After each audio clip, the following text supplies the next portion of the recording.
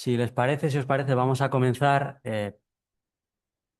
Me corresponde en nombre de la organización de la jornada dar unas brevísimas palabras de bienvenida a la Carlos III y en particular a esta jornada, a esta cuarta edición del Seminario Internacional en Cultura de la Legalidad y Lucha contra la Corrupción. Y por supuesto, lo primero que me gustaría hacer es agradecer a todos los asistentes, también a quienes participan de forma online y muy especialmente a los eh, ponentes, ¿no?, que han aceptado muy amablemente la invitación de compartir esta jornada con nosotros. Como pueden ver en el programa, pues tenemos un plantel de lujo con expertos, con ponentes procedentes de distintos lugares de España: Santiago, Vigo, Sevilla, Valencia, Murcia, pero no solo, también internacionales, ¿no? Tenemos presencia de Italia, de Francia o de Portugal. Y lo cierto es que creo, pueden convenir que la ocasión lo merece porque no estamos ante una edición más, una edición cualquiera de este Seminario Internacional de Cultura de la Realidad, sino que nos reunimos en un momento de especial trascendencia normativa en las cuestiones de integridad y de lucha contra la corrupción que aquí nos ocupan. El origen, el inicio de proponer realizar un seminario o una jornada como la de hoy se encuentra en la aprobación el pasado verano por parte del Gobierno del Plan Estatal de Lucha contra la Corrupción, fundamentalmente, bueno, específicamente en lo que tiene que ver con un par de ejes que aparecían en ese plan, el referido al primer eje de prevención de riesgos y fortalecimiento de los controles frente a la corrupción, y de forma específica la propuesta de una creación de una agencia independiente de integridad pública, que que será el órgano encargado, el órgano central de prevención, supervisión y persecución de la corrupción. Y en segundo lugar, un segundo eje, el eje quinto, que tiene que ver con la promoción de una cultura anticorrupción y de integridad en la ciudadanía, la administración y la empresa. Vamos a decir que ha sido la casualidad, quizás, ¿no? Pero hemos esperado desde el pasado verano y hace apenas justo una semana, el pasado martes, el Consejo de Ministros por fin aprobó el anteproyecto de Ley Orgánica de Integridad Pública, ¿no?, que lo que viene a hacer es dar cauce normativo a este plan de lucha contra la corrupción. Este plan, bueno, debemos reconocer que recoge algunas de las propuestas relativas al fortalecimiento de las instituciones y al fomento de una ética pública sólida, reivindicaciones que forman y han formado parte eh, eh, reivindicaciones tradicionales que han formado parte del proyecto en Cultura de la Legalidad desde que comenzó en el año 2008, pero que desde luego queda mucho camino por recorrer, ¿no? Y parte de la jornada de hoy tiene que ver con ver también qué queda pendiente, qué análisis crítico podemos hacer de este plan. La jornada se estructura en tres mesas. Una primera mesa que lo que hace es dar continuidad al proyecto de largo recorrido ya de creación y consolidación de un léxico en cultura de legalidad, en la que se presentarán tres voces y que finalmente el objetivo es que salgan publicados en la revista Eunomía, en la sección correspondiente. Una segunda mesa que lo hemos configurado como un conversatorio alrededor precisamente de esa medida específica de creación de una agencia independiente de integridad pública, y en el que el objetivo es no solo identificar o ver cuál es el encaje de esta agencia en el entramado institucional ya existente, sino, bueno, traer lecciones de ese análisis comparado de bueno, de los países de nuestro entorno más cercano, ¿no? Te decía, de Italia, Francia y de Portugal. Y por último, en la sesión de tarde tenemos la tercera mesa, que está organizada en colaboración con la Fundación Hay Derecho, en el que se presentará un informe sobre los riesgos de integridad relativos o asociados a la consolidación de la cita previa obligatoria en el ámbito de nuestras administraciones públicas.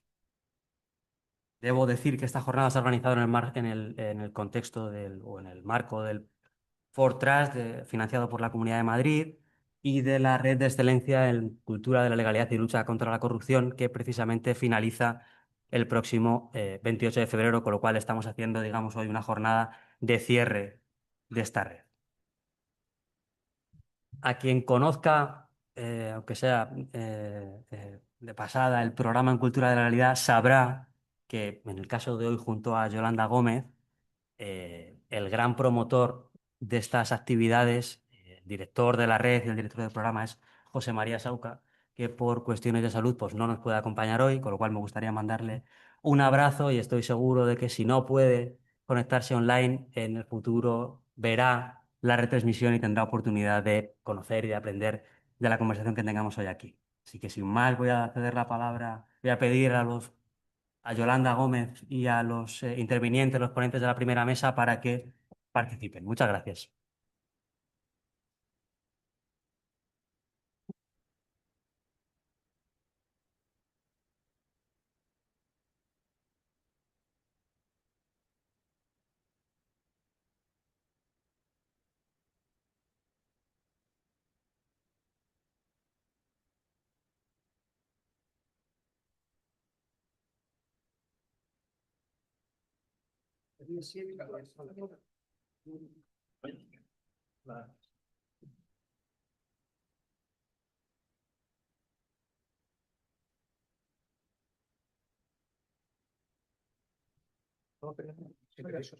Vale, no lo digo. Sí, ya, ya, ya.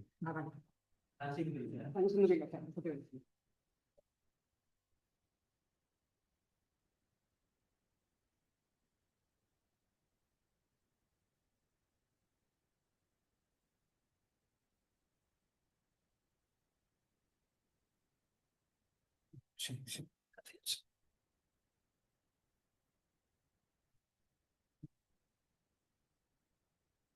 Bueno, pues buenos días a todos y a todas, los que estáis presentes, digamos, en esta sede de Puerta de Toledo de la Universidad Carlos III y a quienes habéis tenido la amabilidad de conectaros a través, digamos, de la plataforma online. Bien, como nos ha explicado David, sobran los motivos para organizar estas jornadas, con lo cual yo no me voy a explayar, digamos, en estas explicaciones. Y simplemente voy a explicaros que, bueno, tenemos una primera mesa con unos ponentes de lujo, donde se van a abordar distintas voces, digamos, de cultura de la legalidad. Y donde, bueno, en primer lugar, quería recordaros un poco los tiempos, cómo nos vamos a organizar. Las intervenciones durarán en torno a 20-30 minutos, ya lo había adelantado, y después, es decir, después de cada una de las intervenciones, abriremos una ronda de debate en torno a 10 minutos, más o menos, David, estamos así en tiempo. ¿Vale? Por lo tanto, bueno, pues simplemente recordaros ese matiz. 20 minutos, no te vayas al máximo, Sí, sí, no, horquilla de 20 a 30 minutos. Somos flexibles, pero bueno, hay una horquilla. he entendido otra cosa. Vale, No, no, perfecto, perfecto. vale. Me manda otra cosa, sí. Sí, Sí, 15, ¿Cuál 20 minutos. 15, 20 minutos. David, está perfecto. ¿me confirmas? Está ok, está ok. 20 minutos, en torno a 20 minutos. Está bien. Vale, pues, he sido generoso sobre... Estupendo. Se ha reajustado, es que, bueno, por cuestiones organizativas se ha reajustado. Bien, el primero de nuestros ponentes es el profesor Álvaro Núñez Vaquero. Es un doctor en filosofía del diritto y bioética jurídica de la Universidad degli Studi di Génova y actualmente es profesor titular de filosofía del derecho en la Universidad de Murcia, pero con anterioridad ha sido profesor de la Universidad Carlos III y estuvo mucho tiempo en la Universidad Austral de Chile. Es investigador principal de 2 proyectos de investigación, es autor de 2 monografías, ha coeditado numerosos libros y ha publicado bastantes artículos en materia del precedente. Y sin más, te cedo la palabra, Álvaro, cuando quieras. Bueno, buenos días a todos y todas. En primer lugar, quería agradecer tanto a Yolanda Gómez Lugo como a David García y, por supuesto, a Chema José María Sauca Cano por la amable invitación, organización y coordinación de este evento.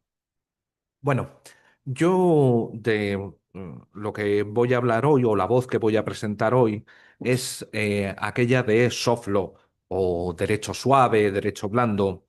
eh, ha recibido diferentes traducciones. Lo que voy a hacer es tratar de ofrecer una imagen del soft law en pocas palabras, eh, partiendo de la idea de que se trata de una herramienta regulatoria empleada en múltiples áreas, o todas las áreas del derecho, incluida la lucha contra la corrupción. Yo no soy un experto en lucha contra la corrupción, no es mi ámbito. Lo que, no obstante, voy a tratar de hacer es proponer algunos ejemplos de este ámbito.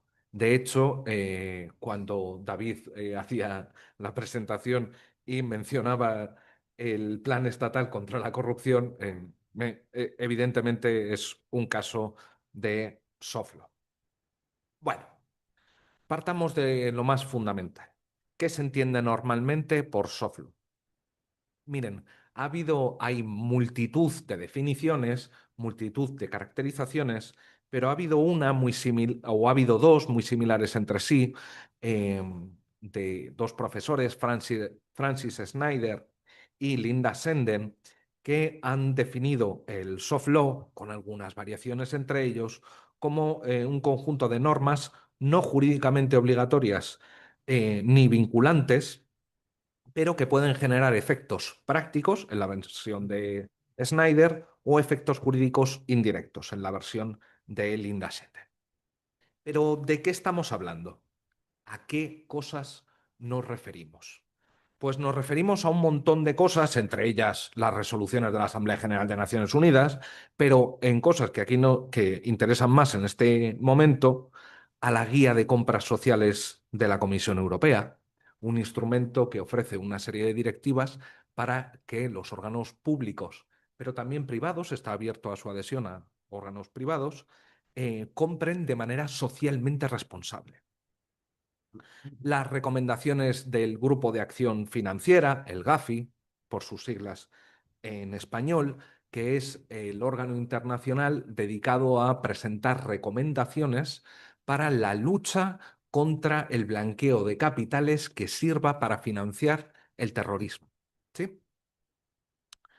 Pero desde luego también los protocolos de la vergüenza de Madrid, esos protocolos que fueron usados durante la pandemia para no derivar eh, a adultos mayores a hospitales, o las normas de colegios profesionales o de transparencia internacional. Bueno, ¿cuál es el problema con la primera caracterización, con la primera definición que les he ofrecido?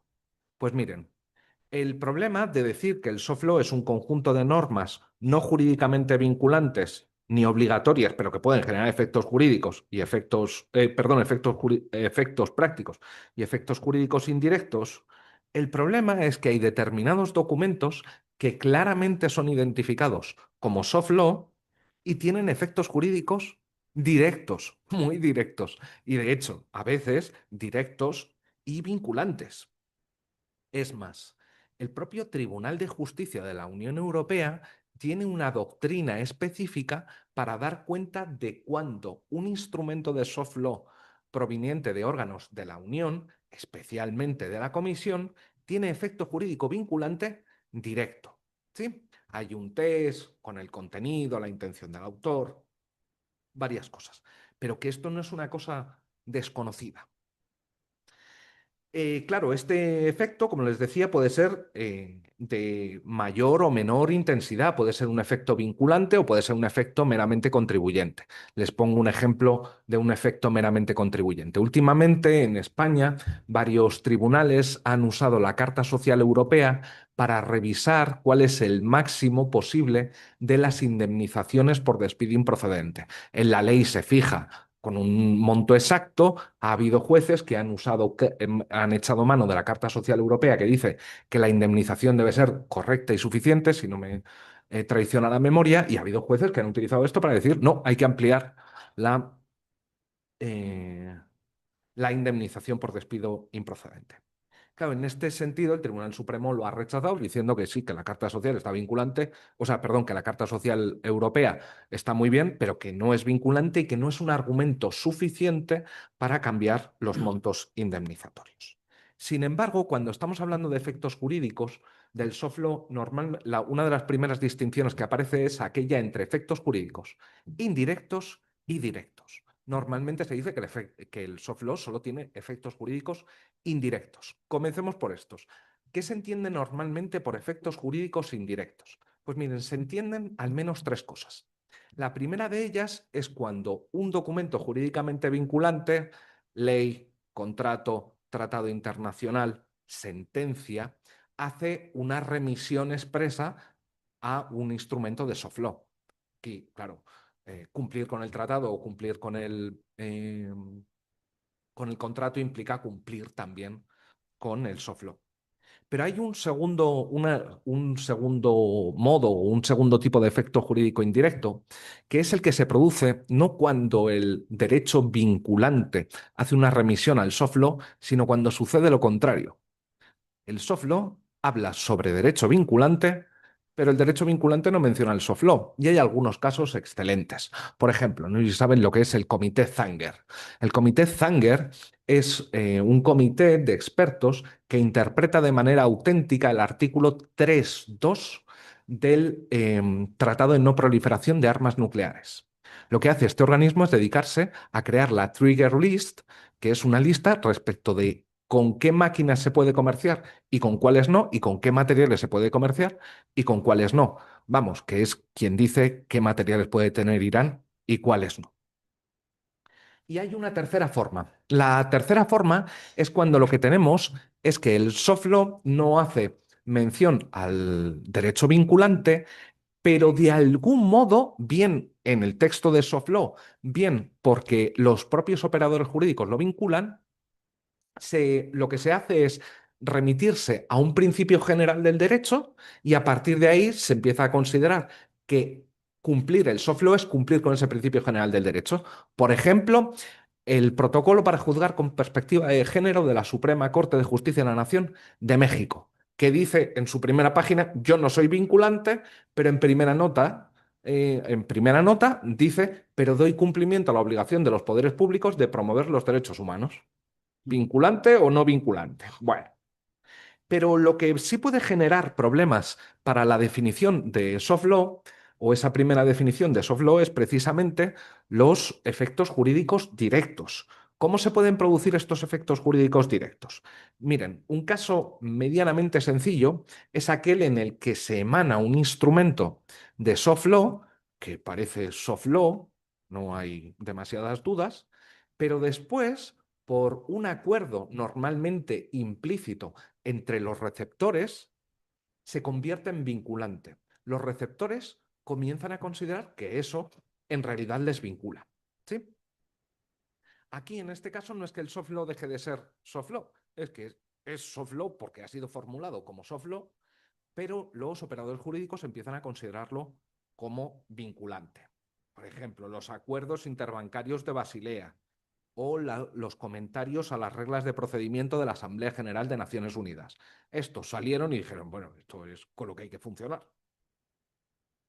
Pero hay otro caso de efectos jurídicos directos que este sí nos da problemas para la definición, que es cuando se emplea el soft law en fraude de ley, cuando lo que se está haciendo es emplear el soft law para ocupar competencias que corresponderían, bien por reserva de ley, bien por reserva de reglamento, a una fuente vinculante.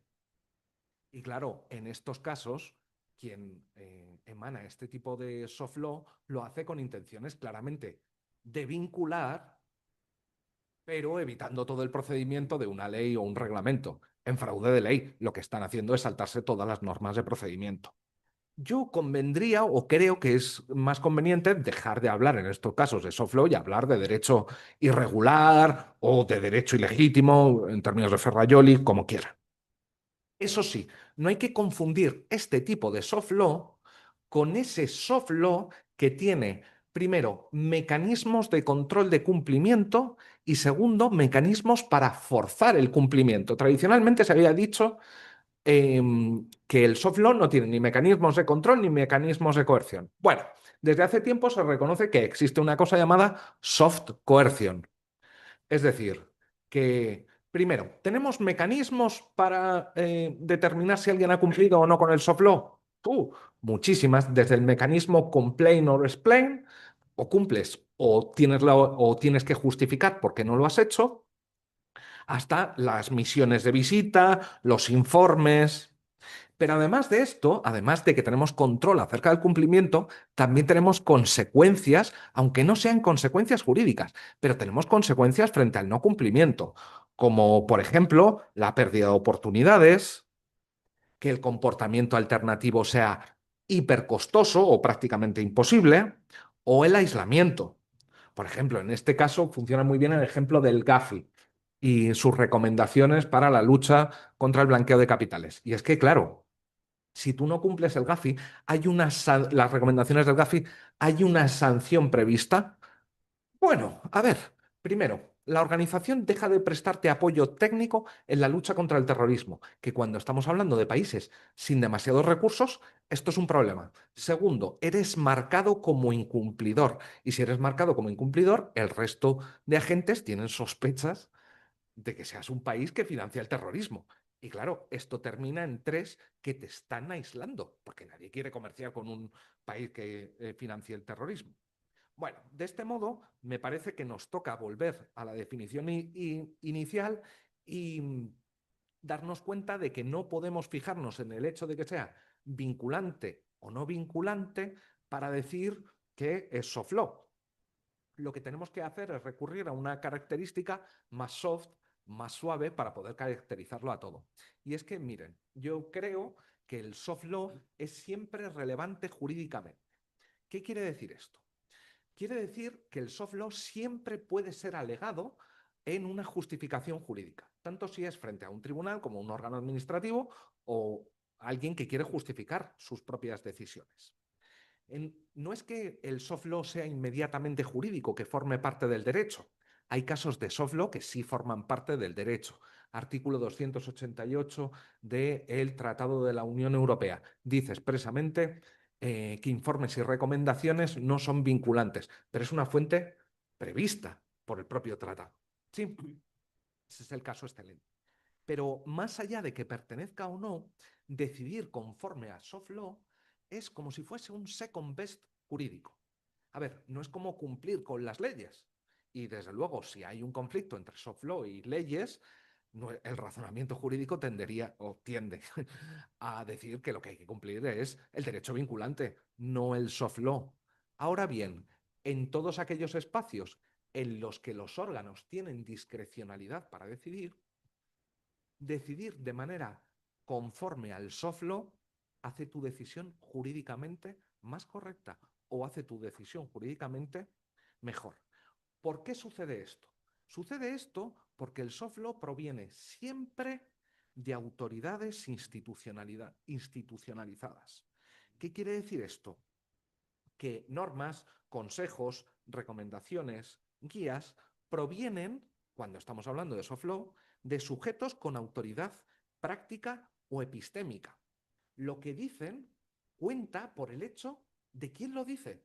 Por ejemplo, si te encuentras con algo de Transparencia Internacional, tú después puedes mirar y no estar de acuerdo con lo que dice Transparencia Internacional, pero pasa un primer filtro, y es que en el membrete pone Transparencia Internacional.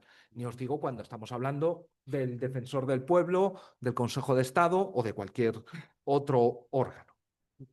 En este sentido, claro,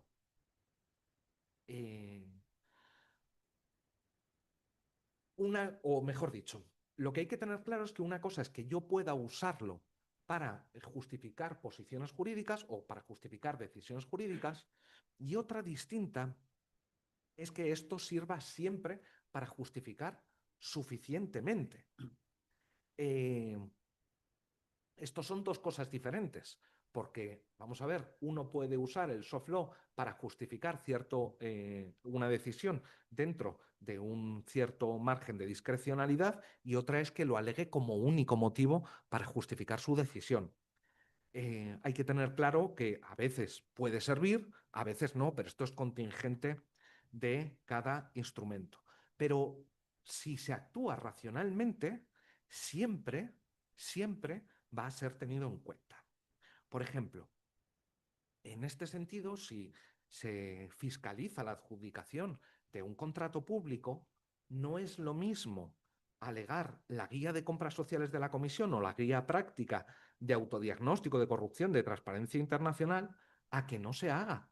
Es que te da un plus de justificación de lo que haces, pero también para pedirle explicaciones a otro. Oiga, ¿tenía usted disponible la guía de compras sociales o determinados certificados y los ha ignorado? Me quedan 5 minutos, ¿verdad? Sí.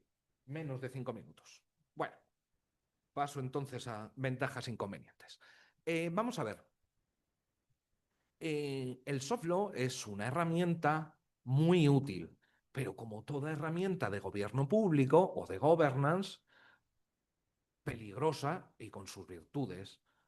A ver, vamos primero con las ventajas. Mirad, en primer lugar, la primera de las ventajas es que frente a la parálisis legislativa que se produce muchas veces en las que quien tiene la competencia no puede o no quiere ejercerla, el soft law es una herramienta que te permite crear directivos para orientar el comportamiento. Ante la dejación de quien tiene la competencia, claro, se puede lanzar un primer instrumento de soft law que sirve como primera guía. En segundo lugar, se dice que tiene una formulación flexible o criterios de creación flexibles. ¿Esto qué quiere decir? Que los tiempos se acortan, eh, que son menos formales y claro, esto sirve para la rapidez. Cuando tienes una urgencia o tienes una emergencia, imaginaros que hubiese sido necesario crear un tratado internacional para determinar qué medidas se iban a hacer contra el COVID. ¿Y qué es lo que se hizo? La OMS lanzó sus recomendaciones, instrumento típico de soft law, y tardaron el mínimo posible. Tercer lugar, tercera ventaja, claro, es que cuando tienes un instrumento que no te genera responsabilidad, no te genera responsabilidad internacional o nacional, que adherirte a él no implica que inmediatamente te van a sancionar por su incumplimiento, vas a incurrir en responsabilidad, claro, es mucho más fácil la adhesión, pues si no tengo miedo a incumplir, es más fácil que me adhiera. En cuarto lugar, es bastante eficiente. ¿En qué sentido? Mirad, si tenemos un sector en el que es difícil regular, quien se encuentra porque es un tema sumamente técnico, porque es difícil, porque es caro, en muchas ocasiones lo que tenemos es, o lo que puede suceder es que tengamos un sujeto que sí tiene la capacidad regulatoria, que toma la delantera, que da un paso adelante y propone una primera regulación. Puede ser un organismo o directamente un estado o un grupo de estados que dicen, mira, ¡pum! En quinto lugar, sí, miren, el soft law genera muchos problemas a nivel democrático, o al menos a nivel, o al menos si asumimos el punto de las democracias liberales, que si adoptamos el punto de la democracia deliberativa, la cosa cambia un poco. ¿Por qué cambia un poco? Porque al estar tan abierto la participación a la elaboración de documentos de soft law, la cantidad de agentes que participan facilita que si lo que nos interesa es que haya toma racional de decisiones y que se escuche el mayor número de puntos de vista posible, pues esto también es una ventaja. Esto también es una ventaja. Y en último lugar, bueno, lo bueno que tiene es que cuando lo que tenemos es derecho vinculante, vago, genérico o ambiguo, en muchas ocasiones el soft law viene a interpretar y viene a especificar cuáles son los comportamientos que al menos cuentan como cumplimiento del derecho vinculante. No nos engañemos, también está lleno de problemas. Me voy a fijar solo en 5 relativos, o voy a mencionar solo 5 relativos al Estado de Derecho. Primero, la publicación del soft law suele ser deficiente, muy deficiente. El caso extremo son las normas de pago. Si alguno de ustedes tiene curiosidad sobre qué medidas tiene que cumplir un juguete para ser seguro, les va a tocar aflojar la tarjeta hoy en día, porque son normas que cuesta, en esa en concreto me parece que son 50 y tantos euros, cuestan 50 y tantos euros tener acceso a la norma, lo que desde el punto de vista del Estado de Derecho, pues es un horror. Incluso cuando no es de pago, el problema que tenemos es que muchas veces no está publicado en diarios oficiales y te tienes que ir a las páginas web de cada uno de los organismos que ha publicado esto para hacer minería de soft law, si queréis llamarlo así. En segundo lugar, claro, hemos dicho que el soft law puede tener efectos jurídicos directos, sí, y entonces ese soft law que tengo delante, ¿es vinculante o no vinculante? Uy, pues vamos a tener un problema de indeterminación y no voy a estar seguro de si el instrumento que tengo delante es vinculante o no. Y claro, esto genera inseguridad. Tercero, mirar, uno de los grandes problemas del soft law es que es muy difícil impugnarlo judicialmente. Te encuentras con que la Comisión Europea te lanza una comunicación o una notice, lo que queráis. Y uno dice, bueno, esto viola el derecho de la Unión, voy a recurrirlo. Y no puedes recurrirlo directamente. Lo único que puedes hacer en el mejor de los casos es irte a cuestión prejudicial, si nos quedamos en el ámbito europeo, o impugnar el acto de aplicación. Pero claro, tienes que esperar a que se dé el acto de aplicación. Cuando ya proviene de organismos privados, más difícil se pone todavía. Cuarto, en ocasiones uno puede encontrar soft law de muchos tipos. En ocasiones te encuentras cosas, perdón, que son casi idénticas a regulación estatal, leyes, reglamentos, o sea, prácticamente idénticos. Pero hay otros casos en los que no, en que no se parece nada a un instrumento jurídico y que están llenos de ejemplos. Os pongo un ejemplo. Junto a esta guía de compras sociales, la Comisión Europea lanzó tiempo después un documento que consiste en 71 casos de buenas prácticas de compras sociales. Y claro, te pone criterios, pero en última instancia lo que analiza son 71 casos. Y a partir del caso no siempre es fácil saber cuáles son los criterios que has de cumplir para comprar socialmente. Quinto, ya acabo. Cuando lo que tienes es soft law, que tiene mecanismos de compulsión y no son impugnables judicialmente, pues tienes un problema. Tienes un problema porque tienes o bien sanciones difusas o bien sanciones controladas, pero no concentradas, pero no controladas, que te generan la posibilidad de abuso. Claro, oiga, que es que yo en realidad no hice lo que me están diciendo que hice. Impugne usted. ¿Frente a quién? Si no hay nadie. En conclusión, el soft law es un instrumento importante. Los juristas tendemos a pensar que para que algo funcione tiene que ser vinculante, que en última instancia tiene que venir un policía con la cachiporra y darte en la cabeza si no cumples. Esto se ha demostrado falso. Mirad, el hecho de que los destinatarios puedan participar en la formulación o el efecto bola de nieve, es decir, que uno empieza a cumplir, otro le sigue porque parece una buena idea y todos terminan siguiendo porque los dos primeros empezaron a seguir, produce sí que el soft law sea una herramienta muy poderosa de orientación del comportamiento. No por casualidad, junto a la Unión Europea, el otro órgano que ha sido un gran creador de soft law es la República Popular de China. Pero pese a su eficiencia, hay que tener en cuenta de que es un instrumento, en algún sentido, peligroso. Muchas gracias por su tiempo.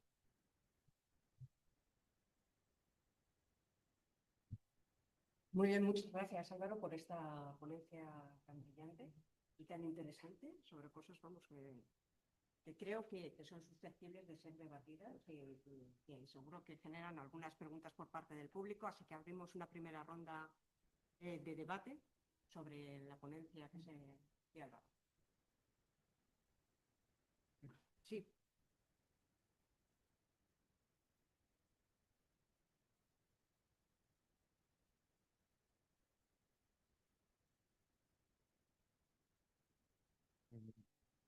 Buenos días a todos, gracias por la ponencia. A ver, a mí me parece muy interesante abordar el tema de soft law en combate a la corrupción. Yo soy mexicano, soy Luis, estudiante del máster de Derecho Público. Y a ver, me parece que la tendencia es generalizada en términos de que hay cierta renuncia por parte de los estados, o al menos en México sí, así tengo esa impresión, de delegar las cuestiones técnicas a organismos internacionales, no en términos de derecho público, sino la ISO propiamente, o UNE, ¿no? Entonces, una renuncia en términos de que si bien los órganos normativos de los países que participan en la ISO o están involucrados detrás y me parece que esto es lo que le da como cierta legitimidad y de hecho me parece que mayor respaldo que una decisión gubernamental o regulatoria. Eh, a ver, me parece como problemática en sí mismo, ¿no? Y por un lado, porque claro que muchas empresas para cumplir o por el tema de compliance se sujetan a ISO como la 37001, antisoborno, ¿no? ¿Y por qué? Porque es la manera en que consideran que, o se considera que podrían dar contenido a un cumplimiento de combate a la corrupción o temas de antilavado, combate al terrorismo, financiamiento o combate al financiamiento a armas de destrucción masiva. En parte me parece por el sistema de liberalización que se dio, ¿no? Y que eso es lo que le da mucha fuerza a la SUNE o a la ISO. Y por otra, porque leyes como extraterritoriales como la de Estados Unidos en términos de extorsión, pues fortalece, digamos, desde el soft law, fortalece ese vínculo. Un país no quiere estar catalogado, ¿no? Además, como en la lista negra, porque además los mercados reaccionan a ello y creo que esa es la fuerza también vinculante por la cual se adhieren. Pero por otro lado, y eso es donde quisiera tener una reflexión suya, es, entiendo ese comportamiento por parte de las empresas porque le da contenido, ¿no? Pero por otro lado, cuando las administraciones públicas también se someten a soft law como las hizo, para acreditar o legitimar de alguna manera, respaldar que están combatiendo la corrupción, ¿no? Y entonces, no sé aquí en España, pero al menos en México, las administraciones tratan de adherirse a la ISO 37001 u otras en términos de control interno de riesgos para dar una respuesta a una problemática muy compleja, ¿no? Y entonces ahí dónde queda lo público o dónde queda la legitimidad, de dónde queda esta deliberación, o si esto sí es sustituible por estos comités técnicos, ¿no? Finalmente en sectores privados, donde no solamente se compra la norma, que yo me parece que eso no es lo problemático, sino que además, si quieres estar respaldado, pues tienes que adherirte a un sistema de gestión donde además pagas anualmente el estar acreditado conforme a esas normas, ¿no? Gracias. ¿Alguna pregunta más? Si agrupamos. Eso sí, nos agradecería brevedad para cumplir con los tiempos que tenemos marcados. Bueno, muchas gracias por la ponencia. Yo quería preguntar si se puede utilizar una herramienta de hard law, como es la Carta de Derechos Fundamentales, que se aplica cuando se aplica el derecho de la Unión, al caso del derecho español. Es decir, utilizar una herramienta de hard law como soft law para ampliar derechos o el alcance de los derechos que actualmente tenemos. Vale, bien, más. Bueno, yo tendría una pregunta y siempre una valoración. Creo que está apagado el micrófono. ¿No? Yo sí. Ah, vale. ¿Se escucha bien? Vale, perfecto. La primera pregunta es si me podría desarrollar un poco la razón de por qué lo último que ha comentado de que China es una potencia que emplea mucho el soft law como medida de regulación. Me interesaría mucho ver esa correlación dentro de lo que es el régimen político chino y esa conexión con el soft law. Y una reflexión simplemente es, ha hecho una relación entre soft law y democracia deliberativa con base en la cuestión de un mayor número de puntos de vista. Mira, pues eso también podría ser otra pregunta. Como profesor de filosofía del derecho, ¿no considera que también puede tener mayor gravedad el desarrollo que ha tenido en los últimos, pues desde la segunda mitad del siglo XX, la mayor potencia de la argumentación como medida de justificación material o búsqueda de un contenido material frente a el formalismo que tiene normalmente la filosofía del derecho? Es decir, que el soft law y la democracia deliberativa tienen una gran relación en la consideración en la que también ha mostrado en el soft law de dar argumentos de autoridad, pero son argumentos. Y por esa razón la democracia deliberativa, por esa razón, puede encontrar una mayor afinidad o sintonía. Última pregunta, Isabel. ¿Podéis pasar?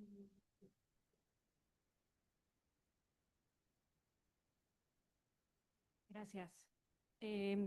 Como Álvaro sabe, yo no soy jurista, así que voy a hacer una pregunta con algo que has cerrado, que es, has dicho que podemos considerar el soft law como una herramienta poderosa, una guía que puede conducir nuestra conducta de manera no coercitiva. Y esto me ha relacionado con las cosas que yo sí trabajo, que son teoría política y el paternalismo libertario. Me ha hecho pensar un poco en ello y entonces a recordar a Richard Thaler y a Carl Sunstein con toda su propuesta de que, bueno, no somos racionales y necesitamos, como tomamos decisiones que no son racionales, necesitamos que el Estado nos proporcione información y guíe nuestra conducta, ¿no? Esto que se llaman los empujoncitos, las nudges. Entonces, un poco la pregunta que me venía era si podríamos considerar que algunos de estos empujoncitos, estas nudges, que dirigen nuestra conducta hacia que seamos personas cumplidoras de la cultura de la legalidad, esas noches podrían considerarse soft law, un poco lo que me ha hecho reflexionar. Muy bien, pues... Vale. En primer lugar, muchísimas gracias a todos por las preguntas. Voy del final hacia adelante. Sí, hay literatura que analiza específicamente nudges y soft law, pero yo no diría que todo soft law constituye una forma de nudges. Depende de cómo los definamos.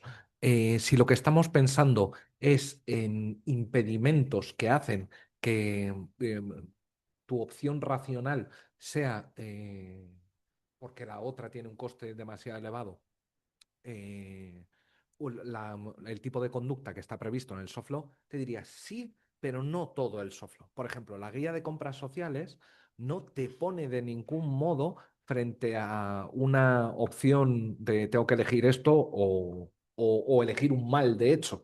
No, pero claro, hay muchos mecanismos que sí, las recomendaciones del GAFI son claramente un ejemplo.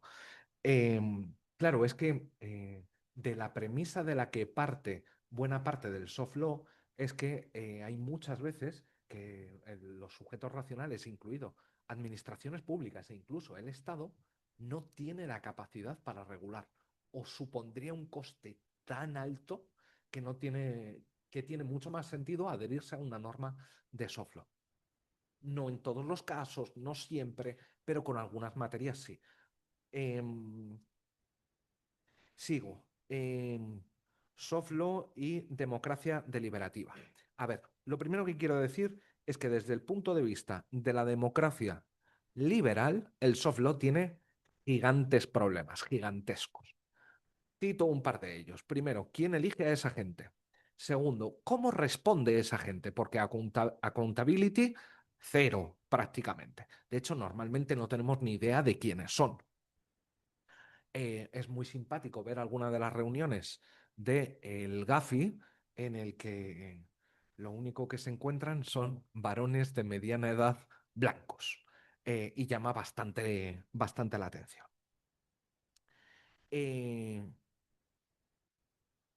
¿Tiene alguna ventaja desde este punto de vista? Como decía, la mayor participación, pero tampoco hay que ser ingenuo. La mayor participación siempre que te dejen participar. Porque claro, en el GAFI hay 30 y tantos países que son miembros originarios y el resto no es que estén invitados, están invitados algunos. El resto están invitados como observadores, sin palabra, organismos regionales. Y claro, ahí la democracia deliberativa queda un poco puesta en entredicho. Respecto de China, no, la pregunta es demasiado complicada. Remito a un texto de Francis Snyder sobre China y soft law que luego, si quieres, te mando. ¿Es posible usar la Carta Europea de Derechos Humanos, de Derechos Fundamentales, como soft law? A ver, yo no diría que se puede usar como, sino que te diría que la Carta es un documento vinculante. Otra cosa es que se incumpla. Pero, ¿en qué sentido, si puedes precisar, en qué sentido consideras que... Ujú.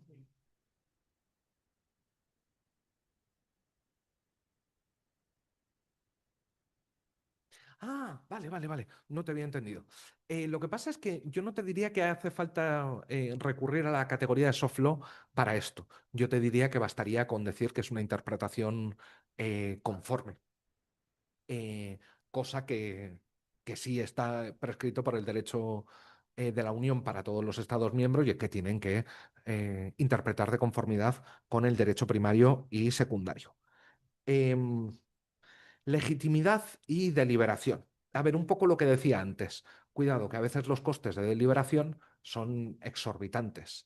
Y cuando no te fías de tus instituciones, cuando no te fías para la corrupción de tus... para regular sobre corrupción, pues claro, recurrir a instancias internacionales tiene su ventaja. ¿Se puede hacer que tenga legitimidad democrática? Por supuesto, lo que pasa es que esto implica algunos procedimientos de incorporación al ordenamiento, que se pueden hacer de muy diferentes maneras. Lo más sencillo es poner comillas, comillas, lo presentas en forma de texto de ley y forma parte plenamente del ordenamiento jurídico. Has dicho otra cosa muy importante, puede ser que yo te esté malinterpretando, y es que a veces el uso, o mejor dicho, el soft law es usado como, más que como una forma de cumplimiento, como una excusa para decir, yo he cumplido, cuando en realidad no estoy cumpliendo. Desde luego que sí. Lo que pasa es que vamos a ver, la relación entre soft law y hard law en este sentido puede ser de varios tipos. Te digo dos o tres así de pasada. Entre soft law y hard law puede haber una relación de constitutividad. ¿En qué sentido? El soft law constituye qué es el hard law o el derecho vinculante. ¿Qué quiere decir esto? Que lo que dice el soft law es igual o significa lo que dice el hard law, ¿vale? En este sentido, cumplir con el soft law es idéntico a cumplir con el hard law, porque el hard law ha sido traducido en soft law. Pero hay otras formas más suaves. Hay formas en las que se crea una presunción de cumplimiento, pero una presunción iuris tantum, destruible, una presunción que se puede atacar. Hay otras veces que no genera presunciones, sino que sirve de prueba de cumplimiento. No es exactamente lo mismo. En un lado estamos frente a la constitutividad. Mira, aunque sea una presunción atacable, cumplir con el soft law contaría como una de las formas, no la única forma, una de las formas de cumplir con el hard law. Y habría, primero, formas alternativas de cumplir con el hard law y segundo, se podría destruir la presunción de que si tú has cumplido soft law, estés cumpliendo realmente hard law. Pero en tercer lugar, si lo... tercer, cuarto, ya, puede ser también como prueba. Sí, bueno, como prueba de cumplimiento ya lo había dicho. Y había una cuarta forma. No, pero esa es de manera independiente. Claro, el punto es qué relación establezca yo entre soft law y hard law. Porque, claro, lo que puede ser muy peligroso es decir que cumplir con el soft law es la única manera de cumplir con el hard law sin que haya controles democráticos, sin que haya una deliberación posterior. Esto puede ser sumamente peligroso. Pero esto es modulable. Hay muchos mecanismos para modificar y controlar esto. Sí. Muchas gracias por todas vuestras preguntas. Muy bien, pues muchas gracias por las preguntas, por las respuestas y damos paso a nuestro segundo ponente, que es Fernando Vázquez Portomeñe. Fernando es catedrático de Derecho Penal de la Universidad de Santiago de Compostela. Coordina una red de excelencia del Ministerio sobre instrumentos europeos de prevención de la corrupción pública, donde participan 13 universidades. Dirige la revista de estudios penales y criminológicos y además es investigador principal de un proyecto sobre prevención de riesgos e influencias indebidas en las decisiones públicas. Pues cuando quieras, Fernando, nos acomodamos a 15 minutos mejor. Estupendo. Sobre la marcha. Muy bien, perfecto, muy bien. Bueno, buenos días a todos. Muchas gracias, Yolanda. Muchas gracias también al profesor José María Sauca, que fue el que me trasladó inicialmente la invitación para participar en esta jornada. Yo voy a hablar de contrabando y delitos aduaneros y realmente no me resulta fácil hacerlo por tres razones. Primero, porque hacer una transición desde el soft law al contrabando, que es una figura penal, pues no es sencillo, no es una transición fácil de hacer. Por cierto, realmente algunas de las cosas que he escuchado me resultan muy sugerentes y bueno, efectivamente yo también tenía algunas dudas, algunas preguntas, pero probablemente después podemos dialogar. Les diría que me resulta difícil por hacer esa transición a un tema que es, bueno, pues de mi ámbito, de derecho penal. En segundo lugar, porque yo mismo me encuentro un poco raro hablando de algo que no sea de corrupción pública. Es decir, yo efectivamente me escucho raro hablando de temas que no sean prevención de la corrupción o corrupción pública, que son los temas que me han ocupado realmente en los últimos años, ¿no? Y en tercer lugar, porque el contrabando, es verdad, no es una figura sencilla.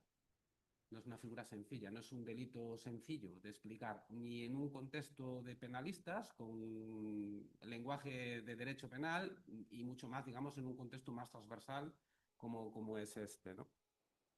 Bueno, yo lo que me había planteado era hacer una serie de reflexiones sobre el papel que tiene el contrabando como figura delictiva o el control, digamos, de los tráficos ilícitos, ¿no? La relación que tiene con el reforzamiento de la legalidad en un mundo globalizado, ¿no? Eso es esa es un poco mi idea inicial, ¿no? O sea, más que explicar el contenido de la voz con los distintos apartados que están estructurados con arreglo a la técnica del ámbito penal, yo creo que eso quizás no es el ámbito para hacerlo, para explicarlo así, ¿no? Yo había apuntado una serie de cuestiones que querría comentar con ustedes, con vosotros, y que pivotan sobre esa idea, ¿vale? O sea, porque es importante mantener este tipo de controles, incluyendo sanciones penales. Contrabando implica también sanciones administrativas, porque es importante en un contexto en el cual efectivamente pues, la legalidad debe ser reinterpretada, ¿no? Precisamente por razón de la globalización en la cual todos los sistemas nacionales están inmersos, ¿no? Bueno, yo me imagino que si ustedes escuchan en otro contexto la voz contrabando, pues les sonará un poco a una figura histórica, una figura tradicional, una figura con resabios a lo mejor de otras épocas, ¿no? Contrabando, pues nos suena efectivamente a otros momentos quizás, ¿no?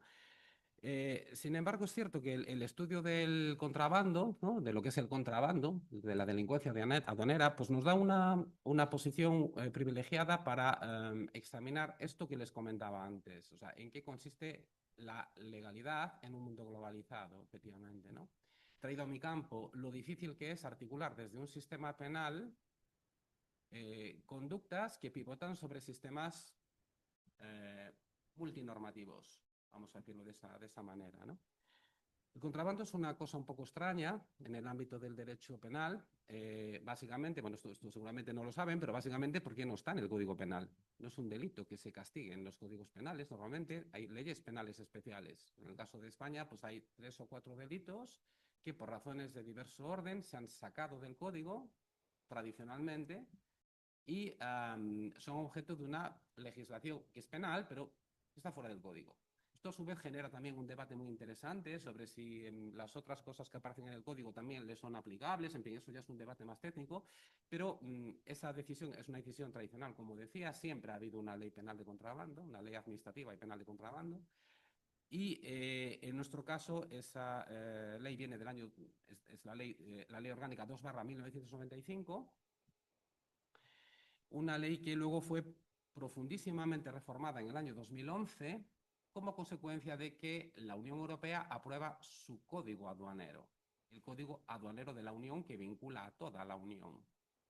¿Vale? Los controles aduaneros de la Unión son objeto de una norma transversal vinculante para los Estados llamado el Código Aduanero de la Unión. Entonces, todo eso, toda esa normativa compleja, normativa aduanera, un inciso, yo realmente cuando hice mi trabajo, mi monografía sobre el contrabando hace 2 o 3 años, esa parte me resultó tremendamente ardua, porque para un penalista meterse en los intrínculis técnicos de la normativa aduanera europea, pues eso fue complejo.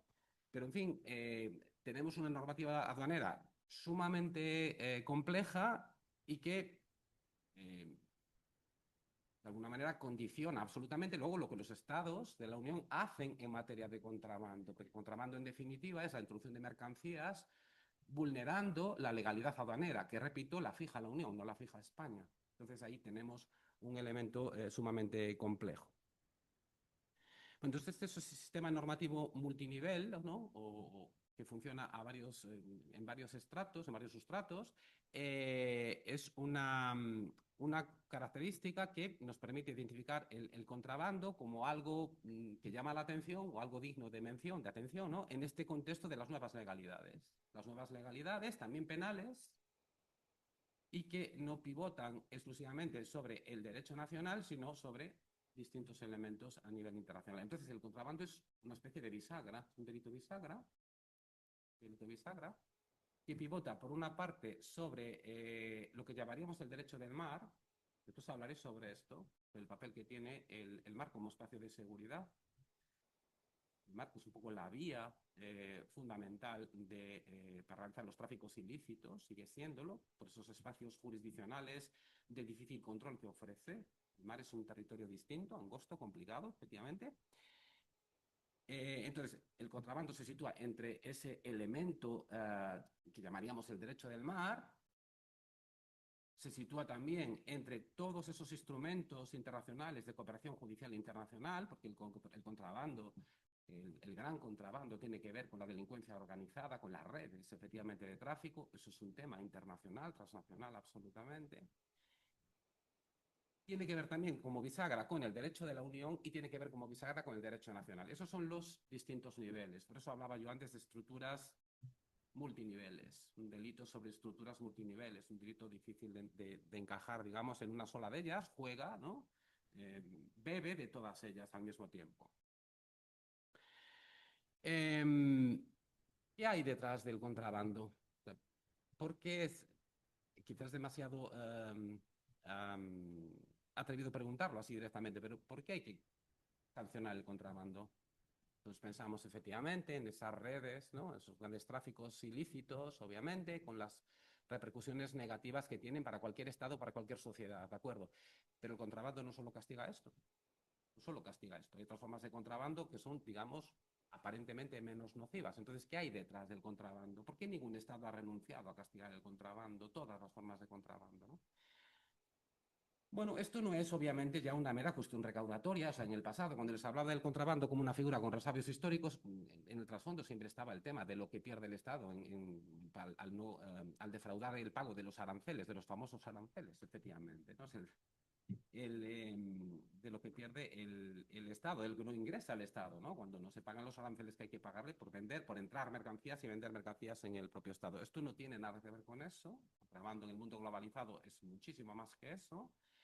Hay muchas formas de contrabando que no tienen detrás ningún tipo de deuda aduanera o tributaria. O sea, no hay que pagar una deuda tributaria. Algunas formas de contrabando no se apoyan en eso. O sea, esto va de otra cosa. Esto tampoco va simplemente de controlar las mercancías a través de las aduanas que tiene el Estado, que en este caso son las aduanas de la Unión, como les comentaba, ¿vale? Al fin y al cabo, el control de las aduanas es solo un instrumento. O sea, cuando tú impides que entren ciertas mercancías, no lo haces, no impides eso por impedirlo, efectivamente. Tú estás buscando algo, hay una segunda razón que está un poco más oculta, ¿no? Y eso pues tiene que ver con el hecho de que en realidad no hay un delito de contrabando, sino que hay muchos tipos de contrabando. Cada uno está para una cosa. El contrabando es contrabando de la entrada, por ejemplo, en el territorio español de especímenes del convenio CITES. No sé si conocen el convenio CITES, es el convenio que prohíbe el tráfico de especies protegidas, efectivamente, ¿no? Puede comerciar, puede hacer objeto de comercio con especies protegidas, especies animales, vegetales protegidas, ¿no? Pues detrás del contrabando del convenio CITES lo que hay es la biodiversidad. O sea, buscamos tutelar la biodiversidad, es un instrumento que refuerza la biodiversidad, ¿no? El contrabando de obras de arte, que es otra forma de contrabando, claro. ahí lo que pesa sobre todo es el patrimonio histórico. Evitamos expolios, tratamos de evitar expolios, efectivamente. Ya saben que sobre este tema en España pues ha habido también una cierta polémica sobre si efectivamente el contrabando era el instrumento idóneo para hacerlo, pensando sobre todo en la protección del patrimonio subacuático, que es el patrimonio más vulnerable, o sea, menos protegido, efectivamente, ¿no? Y sin embargo, sí es objeto de contrabando, ¿no? Todos los días no, pero frecuentemente escuchamos en los medios de comunicación social, efectivamente, obras de arte o restos romanos o restos de buques sumergidos que aparecen, cuyos objetos pues se venden en un mercado de un país americano o africano o incluso en un país del este, por ejemplo, ¿vale? Y pues, entonces, evidentemente, producto de un expolio, de una actuación de contrabando, ¿no? Y detrás del contrabando de droga, ¿qué hay? Pues probablemente hay la salud pública, ¿no? Y detrás del contrabando de armas que hay, y detrás del contrabando de instrumentos o material de doble uso, que antes comentaba también el ponente, sacaba este tema, efectivamente, eso es un tema clave, Irán, claro, pues Irán y otros países, efectivamente, a los cuales no se les puede vender material de doble uso. ¿Qué hay detrás de eso? Pues hay seguridad, efectivamente, probablemente. El contrabando es una figura poliédrica, que juega en muchos campos y que sirve para muchas cosas, ¿no? En definitiva, ese es también el argumento que quienes defendemos el hecho de que no esté en el código, ¿vale? Usamos fundamentalmente para decir que es una cosa rara y que no debe estar en el código, porque no vale para una cosa, vale para 20.000 cosas. Es una figura totalmente poliédrica, ¿no? Pero detrás del contrabando hay algo más, efectivamente, al margen de estas cosas que son en sí mismo importantes, efectivamente, que es proteger el patrimonio histórico, debes castigar el contrabando de bienes pertenecientes al patrimonio histórico. Si es proteger la biodiversidad, debes castigar el contrabando de especímenes CITES. Además de todo eso, hay otra cosa. Y esto es lo que apuntaba antes. El contrabando se vincula con la delincuencia organizada transnacional, las grandes redes, los grandes tráficos, efectivamente, ¿no? Eso es delincuencia transnacional, ¿no? O sea, luchar contra el contrabando es una pieza clave para luchar contra la delincuencia transnacional. Es como si esa estrategia, ¿no?, que todos los países sobre el papel asumen, ¿no?, de luchar contra esa modalidad de delincuencia que escapa a las fronteras de los estados, pues todos los países integran o castigan el contrabando porque efectivamente han interiorizado que si no castigas contrabando, no estás castigando eso. Eso también es un elemento que debemos tener en cuenta. Bueno, dicho esto, todos los países castigan contrabando, un delito de contrabando, ya no solo con sanciones administrativas, sino con penas privativas de libertad, con penas económicas, se castiga a las personas jurídicas, a las empresas también, en fin, es un sistema de sanción penal, digamos, con todos los elementos que el sistema penal tiene, ¿no? Si tuviéramos que hacer una síntesis de las principales características que tiene la forma o el modelo con arreglo al cual se castiga el contrabando, no me atrevería a decir a nivel mundial, a nivel europeo, vamos a dejarlo de esta manera, ¿cómo la haríamos? En un esfuerzo de síntesis muy esforzado, efectivamente. Pues yo destacaría tres cosas. Por un lado, siempre hay umbrales. El contrabando no castiga la entrada de mercancías de cualquier valor, sino castiga la entrada ilegal de mercancías cuando el valor de las mercancías supera un determinado umbral. Esto tiene excepciones, después las apunto, ¿no? En el caso de España, depende de la modalidad de contrabando. En un caso son 50.000 euros, delito cuando entran mercancías que valen más de 50.000 euros. En otro caso son 150.000 euros. Lo que queda por debajo se sanciona administrativamente, no va a un juez penal, no hay sanciones penales, no hay delito de contrabando. Bueno, por supuesto son 50.000, podrían ser 60.000, podrían ser 90.000, esto es como todo, ¿vale? Pero en todo caso lleva siendo 50.000 ya desde hace unos años, desde el año 2011, y probablemente eso debería ser objeto de una revisión, porque 50.000 euros del año 2011 pues son 50.000 euros del año 2026, obviamente. En segundo lugar, en ese modelo todos los países siempre han castigado las modalidades imprudentes. Eso es un tema que para los penalistas tiene mucho recorrido. Yo aquí me voy a limitar a decir que aunque el contrabando no es un delito profesional, sí es un delito que se ve facilitado cuando se desarrolla en ciertos contextos profesionales, con gente que tiene conocimientos profesionales, sobre todo en el ámbito del mar, en el ámbito marítimo, ¿no? Y que en esa medida, pues todos los países han entendido que sobre estas personas que son profesionales hay que exigir ya no solo que no hagan contrabando intencionadamente, sino que no eviten que otros hagan contrabando. Es decir, esa modalidad un poco de imprudencia, ¿no? O sea, haz bien tu trabajo de control para que no se hagan delitos de contrabando desde tu puesto, que es un puesto que permite que se haga contrabando. Tú facilitarías el contrabando. Esa es un poco la idea. ¿Vale? Bueno, como les comentaba, esto para los penalistas tiene mucho recorrido, no entro en eso. Por ejemplo, los umbrales cuantitativos, los umbrales del delito son los mismos que para los delitos dolosos, o sea, es delito de contrabando, que entra en España, si entran en España mercancías de más de 50.000 euros, da igual que si el delito se hace dolosamente o si es una negligencia. Bueno, pues nosotros en derecho penal siempre entendemos que la negligencia implica un desvalor subjetivo, digamos, hay como un elemento de gravedad en el delito que es menor y que no tiene sentido entonces marcar el mismo umbral para unos y para otros. Pero bueno, esto es otro tema de estilo más penal, ¿no? Y hay un tercer rasgo de ese modelo que también es interesante, y es que el contrabando es uno de esos ejemplos que nosotros ponemos en clase a nuestros alumnos de normas penales en blanco. Es una norma penal en blanco, hay un vaciado de la parte penal, o sea, el delito de contrabando no se entiende si al mismo tiempo no se tienen delante 25 normas distintas que no están en las normas penales, y algunas son reglamentarias. Unas son leyes orgánicas, otras son leyes ordinarias, otros son reglamentos. Algunas son normativas de la Unión, básicamente, otros son normativa española. Entonces es un claro ejemplo de norma penal en blanco. Norma penal en blanco donde además el código tampoco explica claramente qué es lo que se castiga, o mejor dicho, no se entiende lo que se castiga si no complementamos con lo que hay fuera. Y ustedes saben que el Tribunal Constitucional ha entendido que las normas penales en blanco es una técnica que en penal se puede usar siempre y cuando el núcleo de la prohibición esté ya en el delito. O sea, leyendo el delito uno sepa lo que se castiga. Pero en el caso del contrabando eso no sucede exactamente, ¿no? Una modalidad de contrabando de las que se analizan en esta voz es la entrada en España de manera ilegal de mercancías cuya tenencia, cuya posesión está prohibida. Hay mercancías que no se pueden poseer. Ya no es que no se pueda comerciar con ellas, no se puedan vender, es que no se pueden poseer, efectivamente. Bueno, pues claro, ahí se acaba el delito.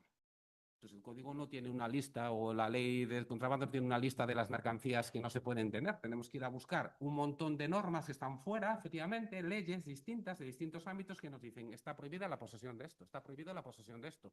Pues eso genera, indudablemente, pues una serie de distorsiones y efectos negativos que los penalistas siempre hemos criticado, evidentemente, porque el derecho penal debe ofrecer claridad y seguridad jurídica, y bueno, pues esto es...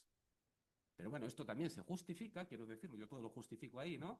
En ese juego de normativa multinivel o a diversos estratos en los cuales está encajado el contrabando, digamos, ¿no? Bueno, voy a ir terminando. El contrabando no es una figura arcaica de otros tiempos, ni es una figura que asociemos a la protección de las fronteras físicas. Todo eso ya no está, ¿no? O sea, eso ya no es, ¿no? El contrabando se sitúa en un punto de tensión enorme entre varias dinámicas. Por un lado, entre las legislaciones nacionales y su coexistencia con normativa, en este caso de la Unión, normativa supranacional, y las dificultades que esa coexistencia plantea cuando no hay una armonización exacta. Aquí no la hay, ¿vale? Código aduanero de la Unión plantea tensiones todavía no resueltas, diríamos, en el código, en el sistema legal español, ¿no? El contrabando está en el punto de tensión también entre la soberanía nacional, definitiva, en materia penal. Ya saben que nosotros siempre hemos sido muy reivindicativos con eso, efectivamente, ¿no? Y las tendencias de la globalización que nos plantean ya desde hace años la construcción de derechos penales europeos. No de un derecho penal, sino de derechos penales, porque son en distintos ámbitos, pero sí. Y esa coexistencia tampoco es sencilla, tampoco es sencilla. Y el contrabando, y con eso sí termino, se sitúa en el punto de tensión entre los mercados lícitos y los mercados ilícitos. Y esta es quizás la tensión más potente, más importante. Porque ¿qué es lo que determina que un mercado sea ilícito? ¿Existe un concepto de cuando una mercancía es de ilícito comercio con carácter global mundial? Pues realmente no existe. O digamos, existiría en con una lista muy cerrada de objetos. El contrabando está justo ahí, en el medio. Bueno, por todas estas razones y por alguna más, yo, claro, defiendo que la voz contrabando debe estar en el diccionario de la legalidad, igualmente. Gracias.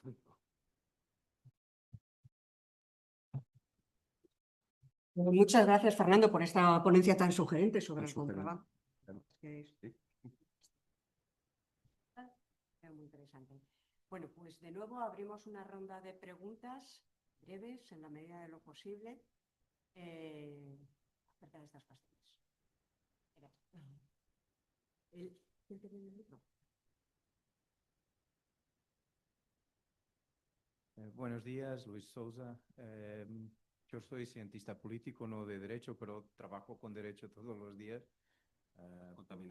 porque trabajo sobre prevención y corrupción. Y le quería poner una cuestión técnica, jurídica, porque ha hablado de leyes crimen especial, del Código Penal. En el caso de Portugal hemos optado por tener los crímenes de cargos políticos en una ley especial y no en el Código Penal. Así que la primera pregunta es cuáles son las ventajas y desventajas de esto para una, sobre todo en la perspectiva de las entidades especializadas de prevención y lucha contra la corrupción. La segunda, también técnica, jurídica. Tenemos países como Francia, donde la corrupción y tráfico de influencias están codificadas juntas, porque se entiende que los mecanismos de una y de otra son muy próximos. Y hay casos como también el caso portugués, donde el tráfico de influencias es visto como un crimen contra el Estado de Derecho en una sección del Código Penal, y el crimen de corrupción, el clásico crimen contra la hacienda pública, en otra sección. También ahí me gustaría comprender cuáles son las ventajas y desventajas técnicas, jurídicas de estas dos opciones. Gracias. ¿Alguna cuestión más? Bueno, pues si te parece, Fernando, Sí, respondes. Si hay alguien perfecto. que formula. Muy bien, bueno, vamos a ver. Cuestión técnica, respuesta técnica. Primera cuestión, ¿qué ventajas e inconvenientes plantea el hecho de que un delito como el contrabando o como los delitos de las autoridades o cargos públicos, en el caso del Código Penal portugués, en el caso de la corrupción, efectivamente, no estén en el Código Penal común? Primer elemento, digamos que el Código Penal es un sistema que se interpreta y aplica en función de los distintos elementos que contiene, ¿vale? Cuando tú tienes un delito regulado en una ley penal especial, no estamos seguros de si todos los elementos del sistema son aplicables a ese delito que está fuera del Código Penal. Me explico. Las atenuantes o agravantes, algo tan sencillo como eso, las atenuantes o las agravantes, efectivamente, ¿no? Las atenuantes o agravantes se aplican a los delitos que están en el Código Penal, porque lo regula el Código Penal. Salvo que la ley penal especial indique otra cosa, en el caso del contrabando no lo hace. Miraré el caso portugués, que me interesa mucho, o sea, lo conozco, pero bueno, miraré ese punto en el Código Penal portugués, salvo que la norma que saca ese delito del código diga que todo el resto del código le es aplicable, ahí tenemos dudas, por ejemplo, si podemos usarlas o no. En España eso ha sucedido con jurisprudencia penal. no ha tenido muy claro si las atenuantes ordinarias se pueden usar con delitos que no están en el propio Código Penal. Eso es un tema técnico, solventable, es un tema que tiene que ver con la mala forma un poco de organizar la legislación. Es decir, evidentemente, está claro que si hubiera una remisión in totum al Código Penal, todas estas cuestiones se salvaban. Pero esas remisiones no están, nunca se han hecho. O sea, en España tenemos delitos especiales en la ley de la navegación marítima y aérea, ahí está la piratería, todo el régimen de la piratería está fuera del Código Penal. El contrabando y la delincuencia aduanera, que es un poco lo que estamos explicando ahora. La ley penal de la caza y la pesca, hay determinados delitos relacionados con esas actividades que tampoco están en el Código Penal. Y sobre todo la ley electoral, que regula toda la delincuencia electoral. Todo eso no está en el Código, así que tenemos dificultades técnicas para encajar lo que el Código prevé con lo que está fuera del Código Penal. Eso sería una razón técnica, ¿vale? Es una cuestión técnica. Yo te diría también que luego hay una tarea comunicativa. Es decir, vamos a ver, el Código Penal desempeña una función comunicativa, eso lo tengo muy claro, efectivamente. Los que nos dedicamos a esto lo sabemos, ¿no? Probablemente el mensaje que trasladamos a la sociedad es distinto si en lugar de hablar del Código Penal y lo que hace y lo que dice y lo que castiga y lo que prohíbe, empezamos a hablar de leyes penales especiales. Yo sé que este es un tema que a veces he debatido con colegas míos sobre esto. Es un tema que puede parecer menor, pero a mi juicio no lo es. O sea, el Código Penal contribuye a crear cultura penal en una sociedad, ¿no? O sea, a mi modo de ver, lo que es el derecho penal común, lo que es Código Penal, debe estar en un cuerpo, como es el Código Penal, y no en una ley especial que puede cambiarse, que puede no conocerse tanto, que puede no hablarse tanto de ella, que está más sujeta a vaivenes políticos. Es mucho más sencillo cambiar una ley penal especial que no cambiar el Código Penal. Es mucho más fácil, evidentemente. Ese es otro elemento que a mi juicio hablaría en contra de esto. Y voy sobre el otro tema. Sobre el otro tema sí que tengo que controlarme porque ese es el campo en el cual a mí me gusta hablar, tráfico de influencias y de esas cosas. Efectivamente, el sistema portugués es peculiar, efectivamente, es peculiar. Yo ahí no le atribuyo gran relevancia al hecho de que el cohecho, lo que nosotros llamamos cohecho y vosotros o crimen de cruzado esté en un sitio, ¿no? Y el tráfico de influencias esté en otro. O sea, para mí eso no es tan relevante, para mí eso no es relevante, ¿no? Los dos están en el Código Penal y no veo ahí mayor alcance en el hecho de que ubiquemos a uno en el artículo 315 y otro en el artículo 402 en un título distinto. Eso a mi juicio no es relevante. Yo creo que los códigos penales se pueden ordenar y reordenar de muchas maneras y eso no debe ser mayor problema.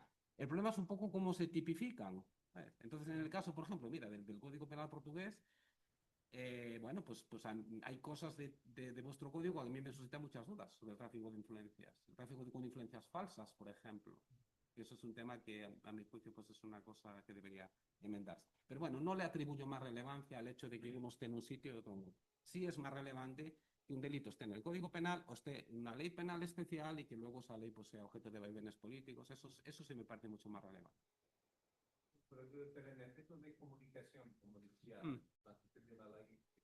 Sí, sí. El pacto que es visto codificado como un crimen contra los Estados de Derecho y no como un crimen de probidad. De comunicación, yo comprendo que para un juez no va a cambiar nada. Ok. Ahí. Pero en términos de comunicación política, Ok, pero piensa, la comunicación política yo creo que no se hace tanto en clave de cómo se llama el título, qué nombre tiene el título, dónde está el delito en el Código Penal, sino que se hace más en clave de lo que se castiga. Se castiga el tráfico de influencias que consiste en comprar o vender influencias ante un cargo público, etc. Eso es lo que a mí me parece más relevante. Pero bueno, gracias por la pregunta. Muy bien, pues muchas gracias. Vamos un poco justos de tiempos. Creo que no hay ninguna pregunta más. Pues pasamos a la tercera y última ponencia de esta primera mesa. En esta ocasión va a intervenir Joan Antoni Linares Gómez, aunque en la actualidad Joan se encuentra jubilado. ¿Vale? Él ha sido, es funcionario del Estado en la escala de secretarios interventores y tesoreros de Habilitación Nacional y también ha sido funcionario de la Generalitat Valenciana. Actualmente es colaborador de Greco por lo que respecta a la formación de funcionarios evaluadores y fue el primer director de la Agencia de Prevención y Lucha contra el Fraude y la Corrupción de la Comunidad Valenciana, organización que prácticamente instituyó y organizó partiendo de cero. Fue miembro también de la Junta Directiva de la Red Europea de Autoridades de Integridad y Protección de Alertadores. En el ámbito profesional ha sido gerente del Ayuntamiento de Barcelona, donde puso en funcionamiento la Oficina de Transparencia y Buenas Prácticas. Ha sido también administrador y gerente del Instituto Valenciano de Arte Moderno y del Museo Nacional de Arte de Cataluña y del Palacio de la Música Catalana. Además de esta actividad profesional, ha desempeñado también tareas docentes, impartiendo cursos de posgrado y digamos que por todos estos méritos, en el año 2024 ha recibido el premio a la trayectoria en defensa del Estado de Derecho, otorgado por la Fundación AIDA.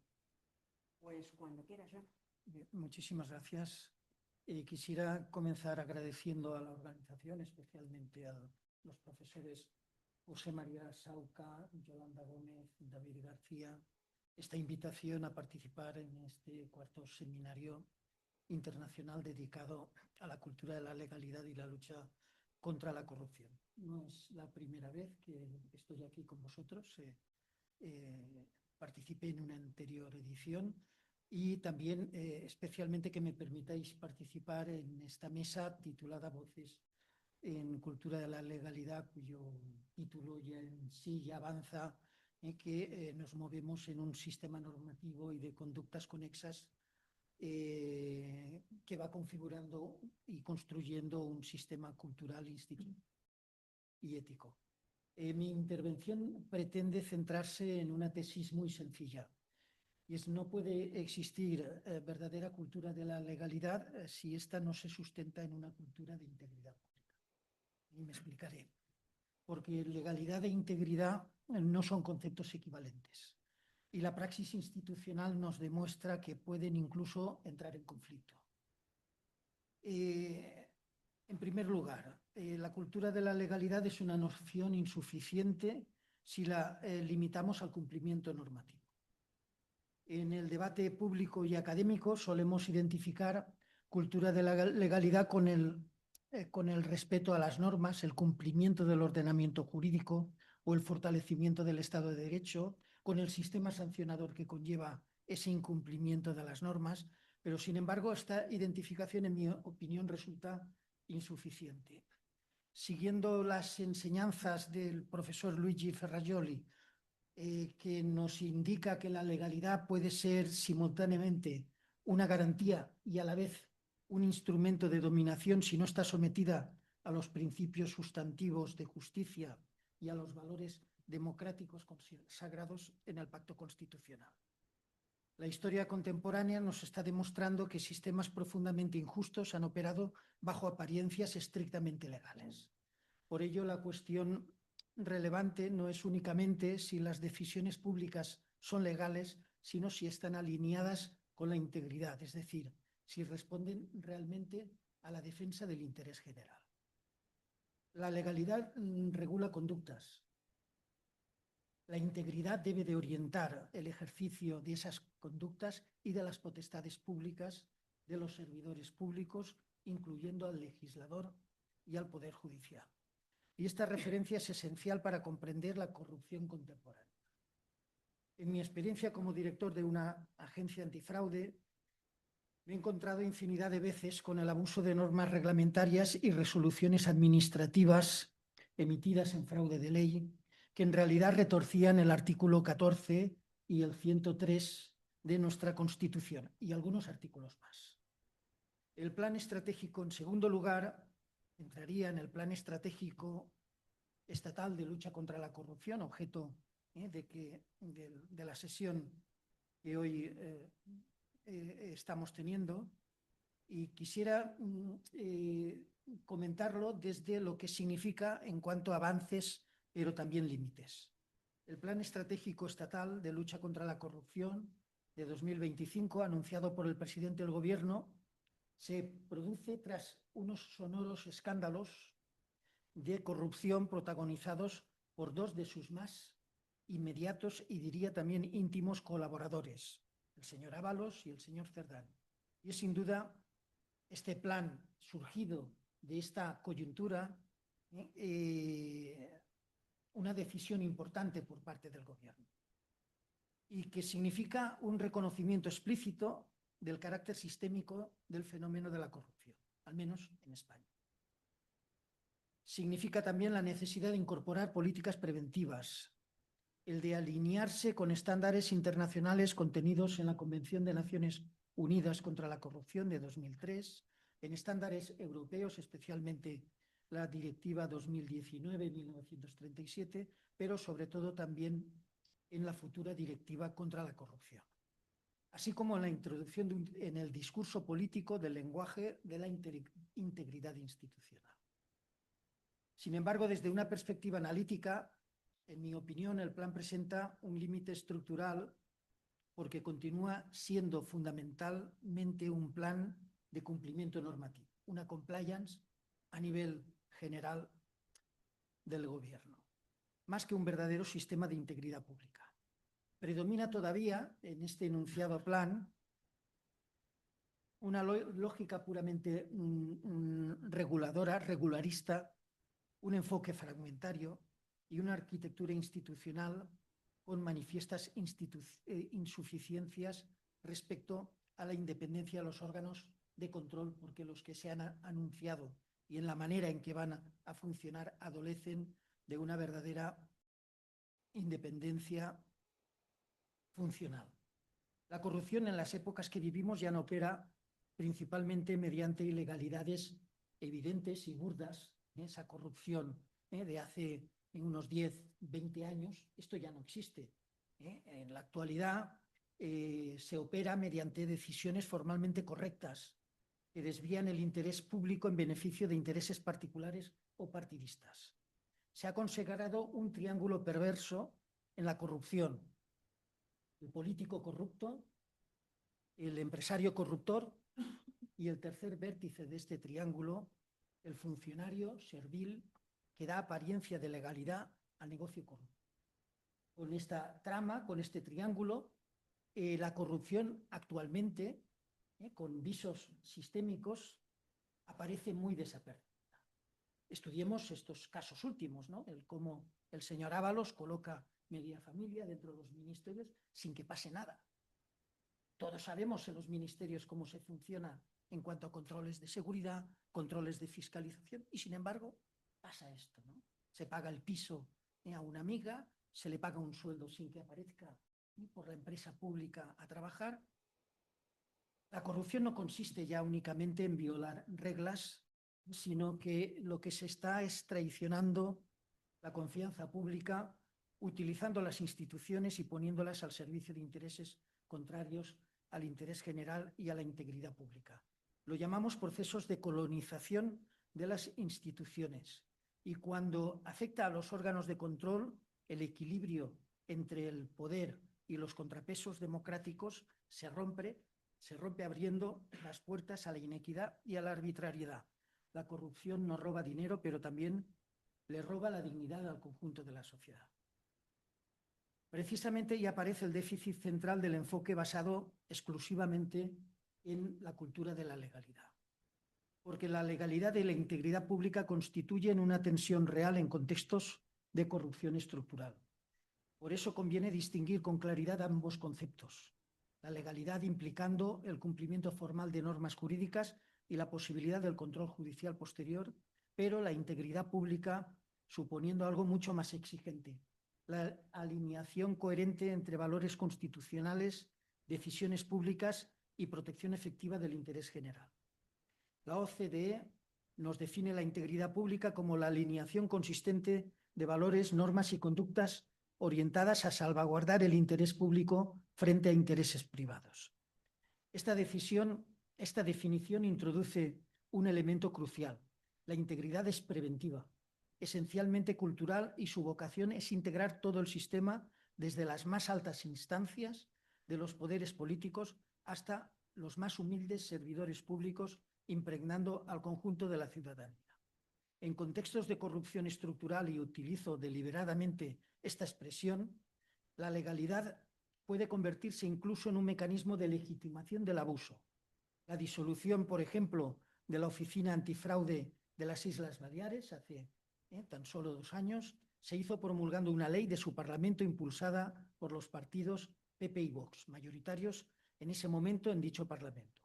La desnaturalización, también producida en la Agencia Valenciana Antifraude, que yo tuve el honor de dirigir durante 7 años, también por los mismos partidos, se ha hecho mediante modificaciones legales seguidas de represalias sufridas o que están sufriendo funcionarios íntegros que formaron parte de la agencia antes de su colonización.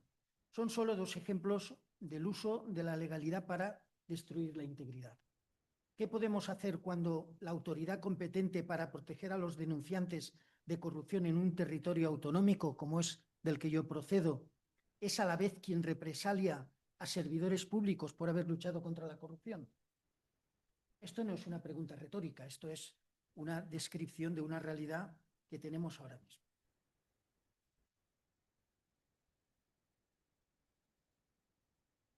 Hannah Arendt ya nos advirtió y nos enseñó que los mayores males políticos pueden cometerse dentro de sistemas perfectamente legales. No porque la ley sea irrelevante, sino porque partidos corruptos y totalitarios pueden articular mayorías que actúen sobre el ordenamiento jurídico para convertirlo en un instrumento contra la integridad y contra los valores esenciales de la libertad, la igualdad y la justicia. El caso Montoro, también muy reciente aquí en nuestro país, y su despacho de tráfico de intereses que promovía cambios normativos que beneficiaban a determinados grupos económicos a cambio de emolumentos millonarios. Otro caso, y sigo con los cambios en la ley de la Agencia Valenciana Antifraude, eliminando la colaboración entre la agencia y el Ministerio Fiscal y los juzgados que tan buenos resultados dieron durante los 7 años que fui director, como es pues, la condena de un expresidente de la Generalitat Valenciana, Eduardo Zaplana, en el que tuvo mucho que ver esa colaboración entre la agencia, el Ministerio Fiscal y el juzgado de instrucción. La actuación de la agencia fue determinante en este procedimiento. Pero esto ha significado que aquel funcionario que tuvo que defender en juicio los informes que condenaron a este delincuente, o presunto delincuente, porque todavía tiene un recurso pendiente en el Tribunal Supremo, este funcionario ha sufrido las represalias con un alto coste en su salud y en su economía doméstica.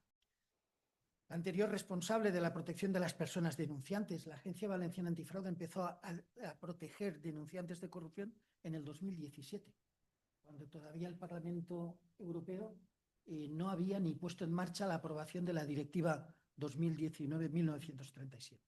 El Estatuto de Protección de las Personas Denunciantes se crea con una ley del Parlamento Valenciano de 2016. Pues bueno, la persona responsable del área y del programa de protección de las personas denunciantes también fue cesada, relegada y represaliada pues, en la administración pública a la que ella pertenece, la Administración Autonómica Valenciana, ha sido recluida en un puesto base sin responsabilidad alguna de entrada, como si hubiera terminado de aprobar ahora una oposición, cuando lleva 25 años de servicio público y sus niveles profesionales directivos consolidados están en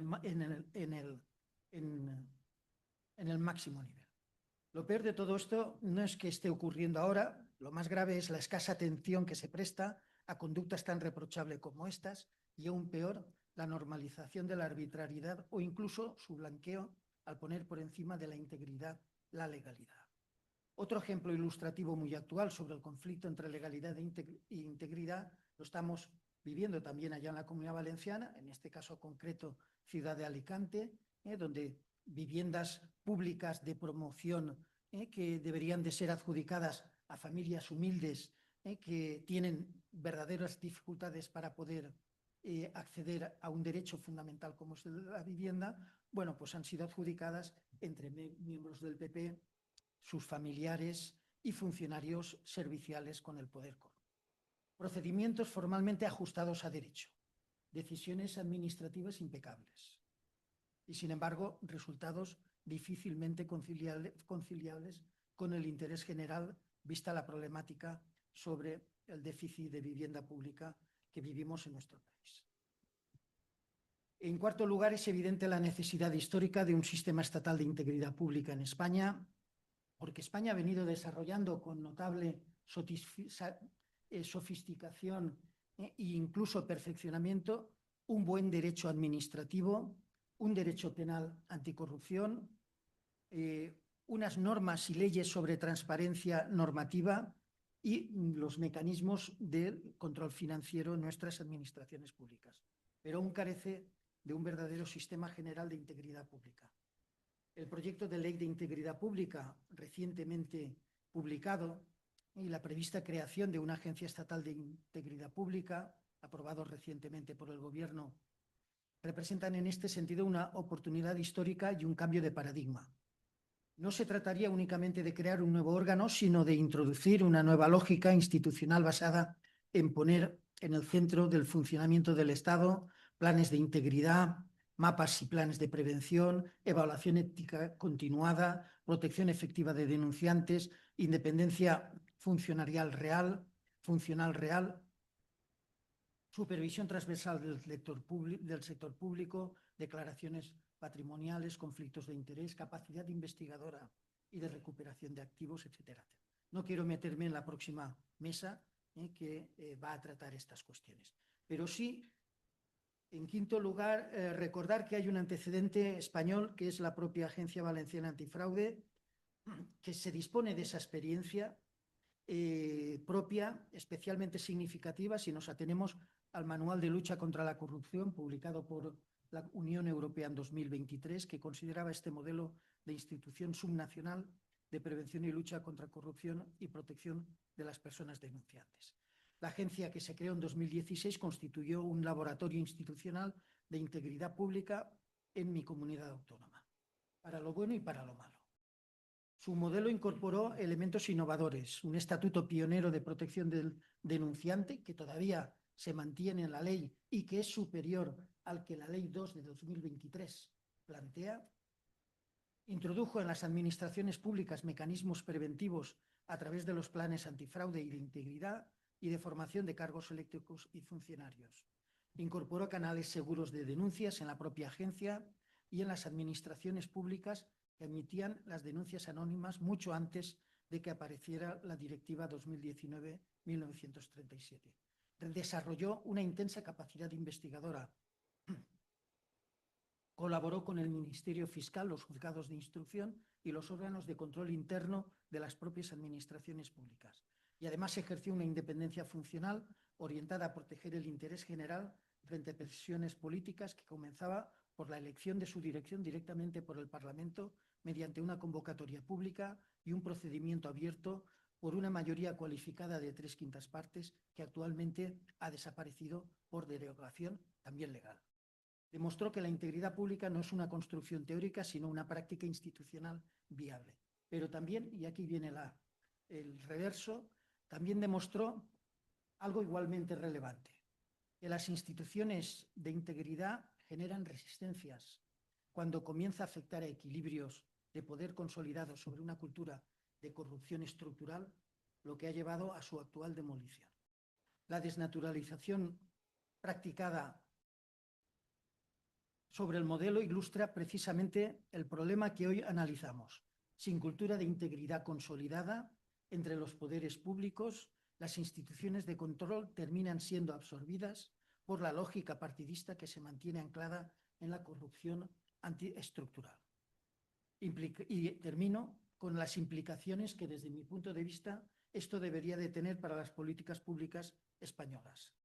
Este esbozo de análisis que les he realizado me permite extraer diversas implicaciones relevantes para el diseño futuro de las políticas públicas de integridad y lucha contra la corrupción en España. En primer lugar, resulta necesario superar definitivamente el paradigma reactivo basado en la sanción penal, como eje central de la política anticorrupción, que es lo que tenemos en estos momentos en España. La experiencia comparada demuestra que los sistemas más eficaces no son aquellos que castigan más severamente sino los que reducen estructuralmente las oportunidades de corrupción mediante mecanismos preventivos integrados en la gestión ordinaria de las administraciones públicas. La prevención debe convertirse, por lo tanto, en el principio rector de la acción pública en materia de integridad.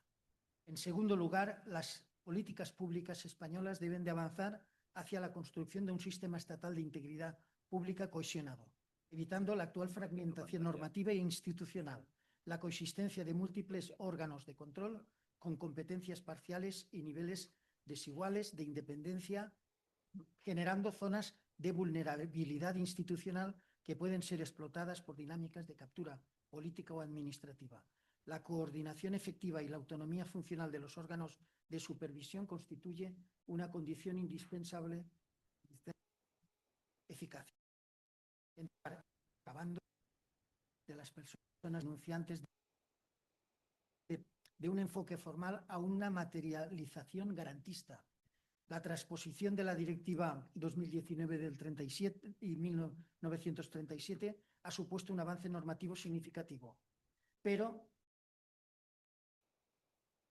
su eficacia dependerá de la existencia de recursos y medios capaces de prevenir represalias y restaurar profesional y personalmente a quienes actúan en defensa del interés público. Habrá que resolver cómo se actúa cuando la colonización de órganos autonómicos por la corrupción deja indefensos a los denunciantes. Sin esta garantía, los sistemas de denuncia pierden credibilidad, capacidad preventiva y generan frustración.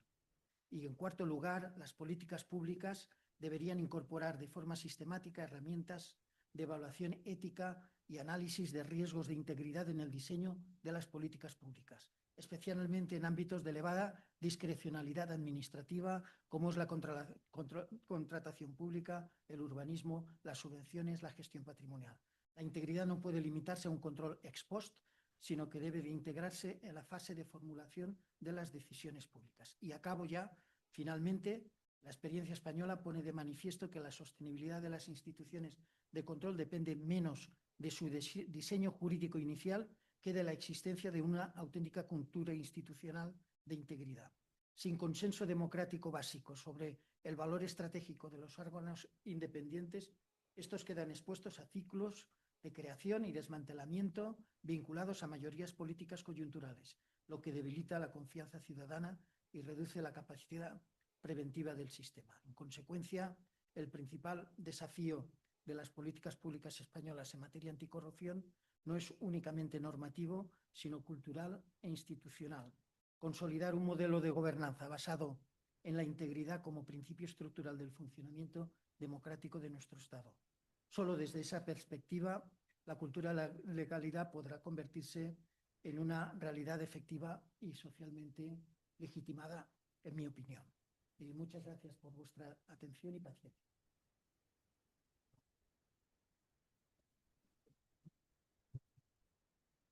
Muchísimas gracias, Joan, por esta interesante ponencia. Veo que la ausencia de consensos democráticos básicos es muy relevante en muchos ámbitos, y entre ellos en las cuestiones que nos ocupan hoy. Bien, pues abrimos el turno de preguntas. Tenemos una primera pregunta por aquí. Joan, buenos días. Quiero felicitarlo y agradecerle la amabilidad y generosidad de compartir con nosotros. Soy mexicana, soy jurista y soy amiga de Roberto Macías, que es mexicano denunciante de corrupción. Por él se cae toda la trama de UGT y eso me hizo perder la esperanza en las instituciones españolas. Porque como denunciante de corrupción, en lugar de protegerlo, se le ha perseguido, se le ha sentado en el banquillo por revelación de secretos. Agradezco todo lo que se está haciendo para protegerlos, pero sí hace falta eficacia y España tiene pendiente todavía ese compromiso. Muchas gracias.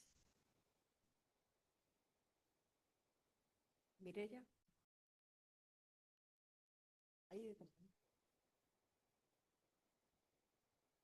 Buen día, muchas gracias por las ponencias, han estado muy interesantes. A la última yo quisiera hacer una pregunta. Usted nos ha mencionado una serie de medidas institucionales para fortalecer la cultura de la integridad y la legalidad, bueno, sobre todo integridad pública en el gobierno o en el Estado español. Pero también nos ha hablado de una cultura más social que debería estar vinculada con la integridad pública, ¿no? O con la legalidad en todo caso. Mi pregunta es si esas medidas que usted nos ha descrito serían suficientes para cambiar una cultura arraigada en la falta de la legalidad, en la falta de la integridad pública. Lo consulto porque también vengo de una realidad en la que no es no está bien visto culturalmente, en términos culturales, que alguien haga las cosas correctas. Cuando alguien hace las cosas correctas, es visto como un tonto, es visto como una persona que no aprovecha las oportunidades. Entonces, esa idea está muy arraigada en la sociedad de la que vengo. Entonces, bueno, no en todos, pero digamos, en la mayoría. Entonces, cambiar esa manera de pensar en las personas implica respuestas estatales mucho más complicadas y complejas de la que usted nos ha hablado, que creo que son necesarias, pero de pronto no son suficientes.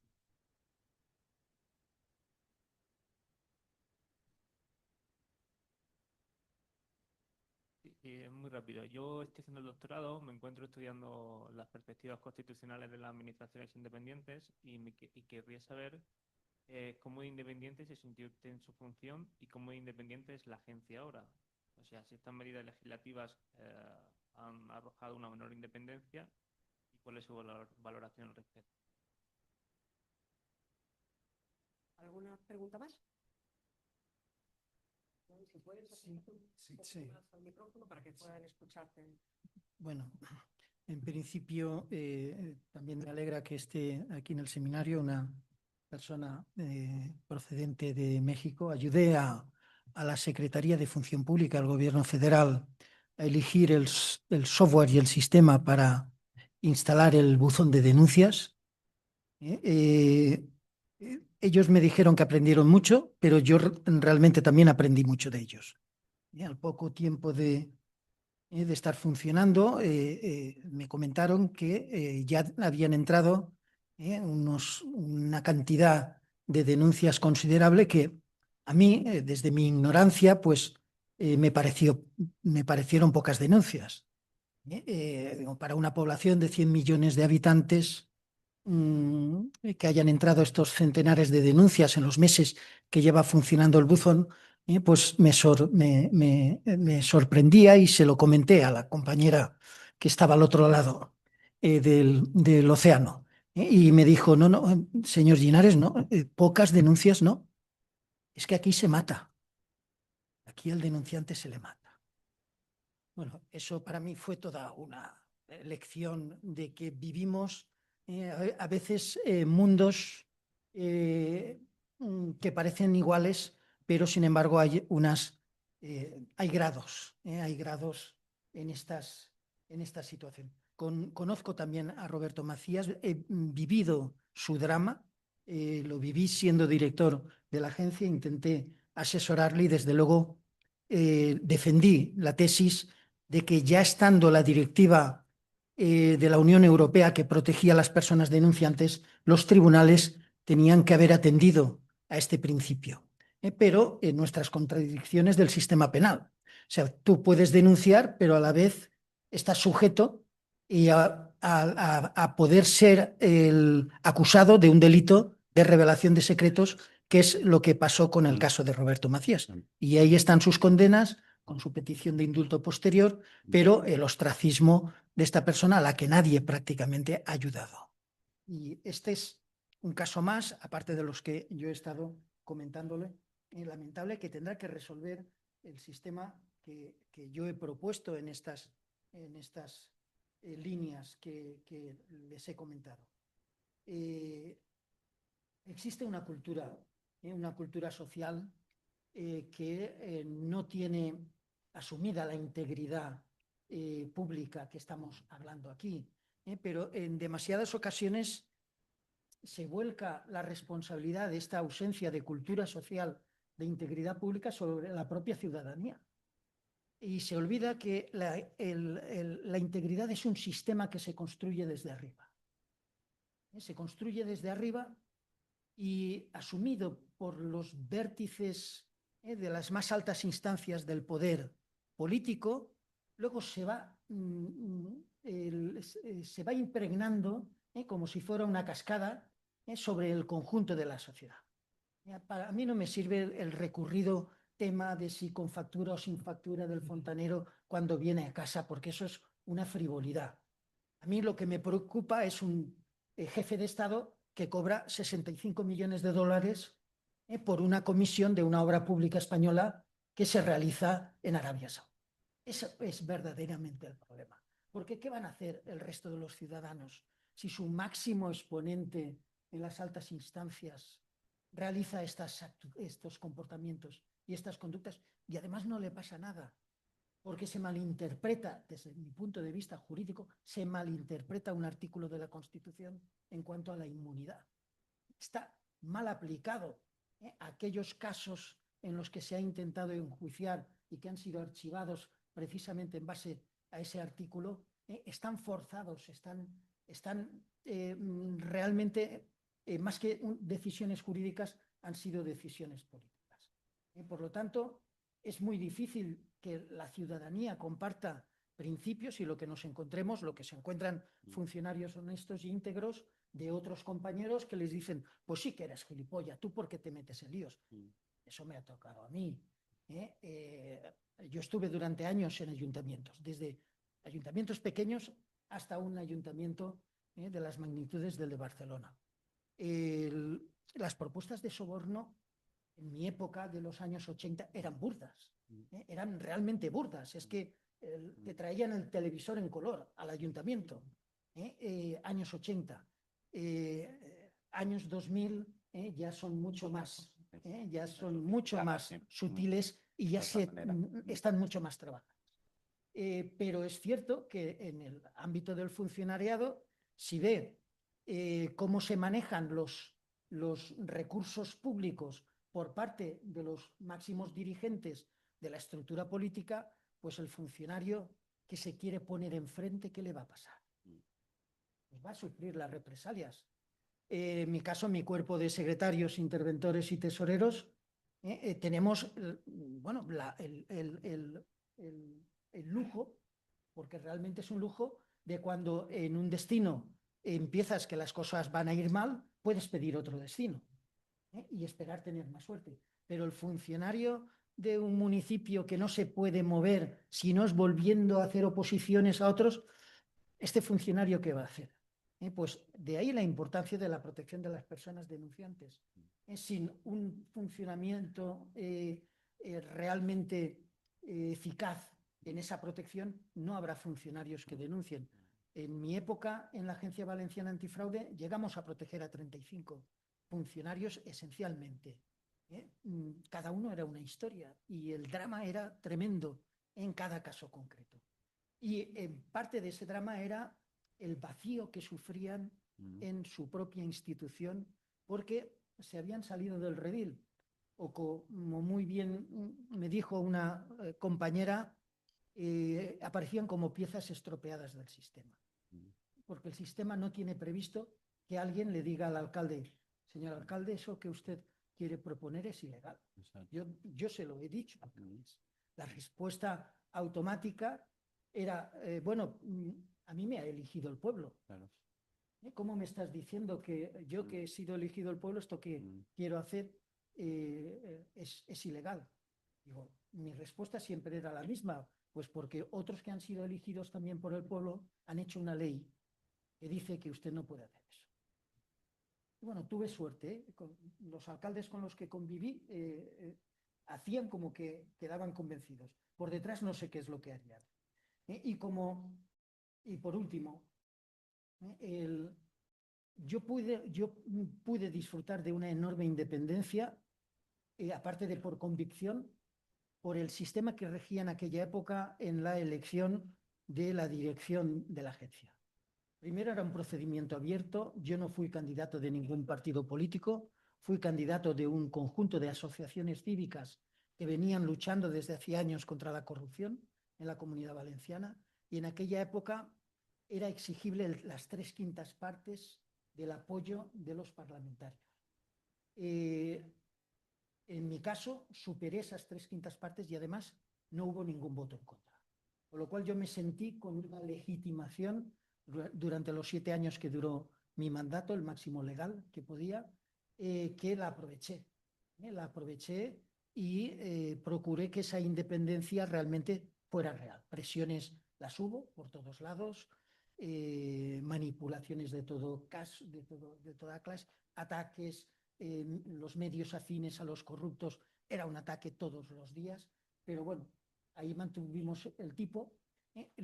La modificación legal que hizo la nueva mayoría parlamentaria, PP y Vox, que en Baleares ya les dije que allí disolvieron la oficina antifraude, en el caso de la Comunidad Valenciana simplemente la tomaron, quitaron las 3/5 partes para dejarse en una mayoría sencilla, con los votos del PP y de Vox era suficiente, y eligieron a uno de los suyos. El actual director es un viejo colaborador de Eduardo Zaplana, condenado a 10 años de cárcel por la Audiencia Provincial de Valencia, pendiente todavía del recurso del Tribunal Supremo, inauditamente largo, y la duración que está tardando en resolver este caso de cárcel, que suelen ser mucho más rápidos y en 2 años deberían de estar resueltos, pero este ya va para más de 3 años. Socio de uno de los condenados en ese mismo caso también, el actual director, y bueno, y entró y no disolvieron la agencia por una cuestión muy sencilla. La Oficina Antifraude de Baleares no hacía informes periciales, no tenía un nexo de colaboración con la UCO, con la UDEF, con la Fiscalía Anticorrupción, con los juzgados de instrucción, y la Agencia Valenciana Antifraude sí. La ley además nos lo exigía, la colaboración con estos órganos, y de ahí nacieron 30 y pico informes periciales. Algunos ya con juicios realizados y además con sentencias ejemplares que siguen en buena parte las pautas que nuestros informes describíamos del comportamiento ilegal que se había producido para la malversación, para la prevaricación, para los cohechos.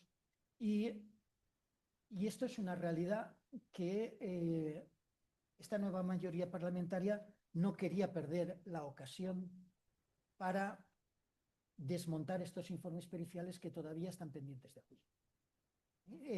Se deshizo mediante ceses fulminantes del principal investigador, el que estaba asumiendo ante los tribunales. En mi caso, yo ya estaba jubilado y había terminado mi mandato, pero también asumí la explicación ante los tribunales de algunos de los primeros informes periciales. Todos han tenido sentencias condenatorias, pero quedan muchos informes periciales pendientes de juicio, y esto es la causa por la que no se ha disuelto la Agencia Valenciana Antifraude como se disolvió la de Baleares. Influir en esta decisión de cara a posibles juicios, como ya se ha intentado hacer y como ya se ha vivido. Como represaliando a los funcionarios con una sarta de mentiras para que cuando lleguen estos juicios se pueda hablar de funcionarios desprestigiados, porque eso es una de las principales líneas de ataque de los corruptos contra los funcionarios íntegros, desprestigiarles, aislarles, aunque sea con mentiras y con toda clase de manipulaciones. Por mi parte, no sé si me he explicado a las 3 intervenciones que me Muy han bien. pedido. Pues muchas gracias de nuevo a los 3 y damos por finalizada esta primera mesa. Vamos a hacer un pequeño receso para un café.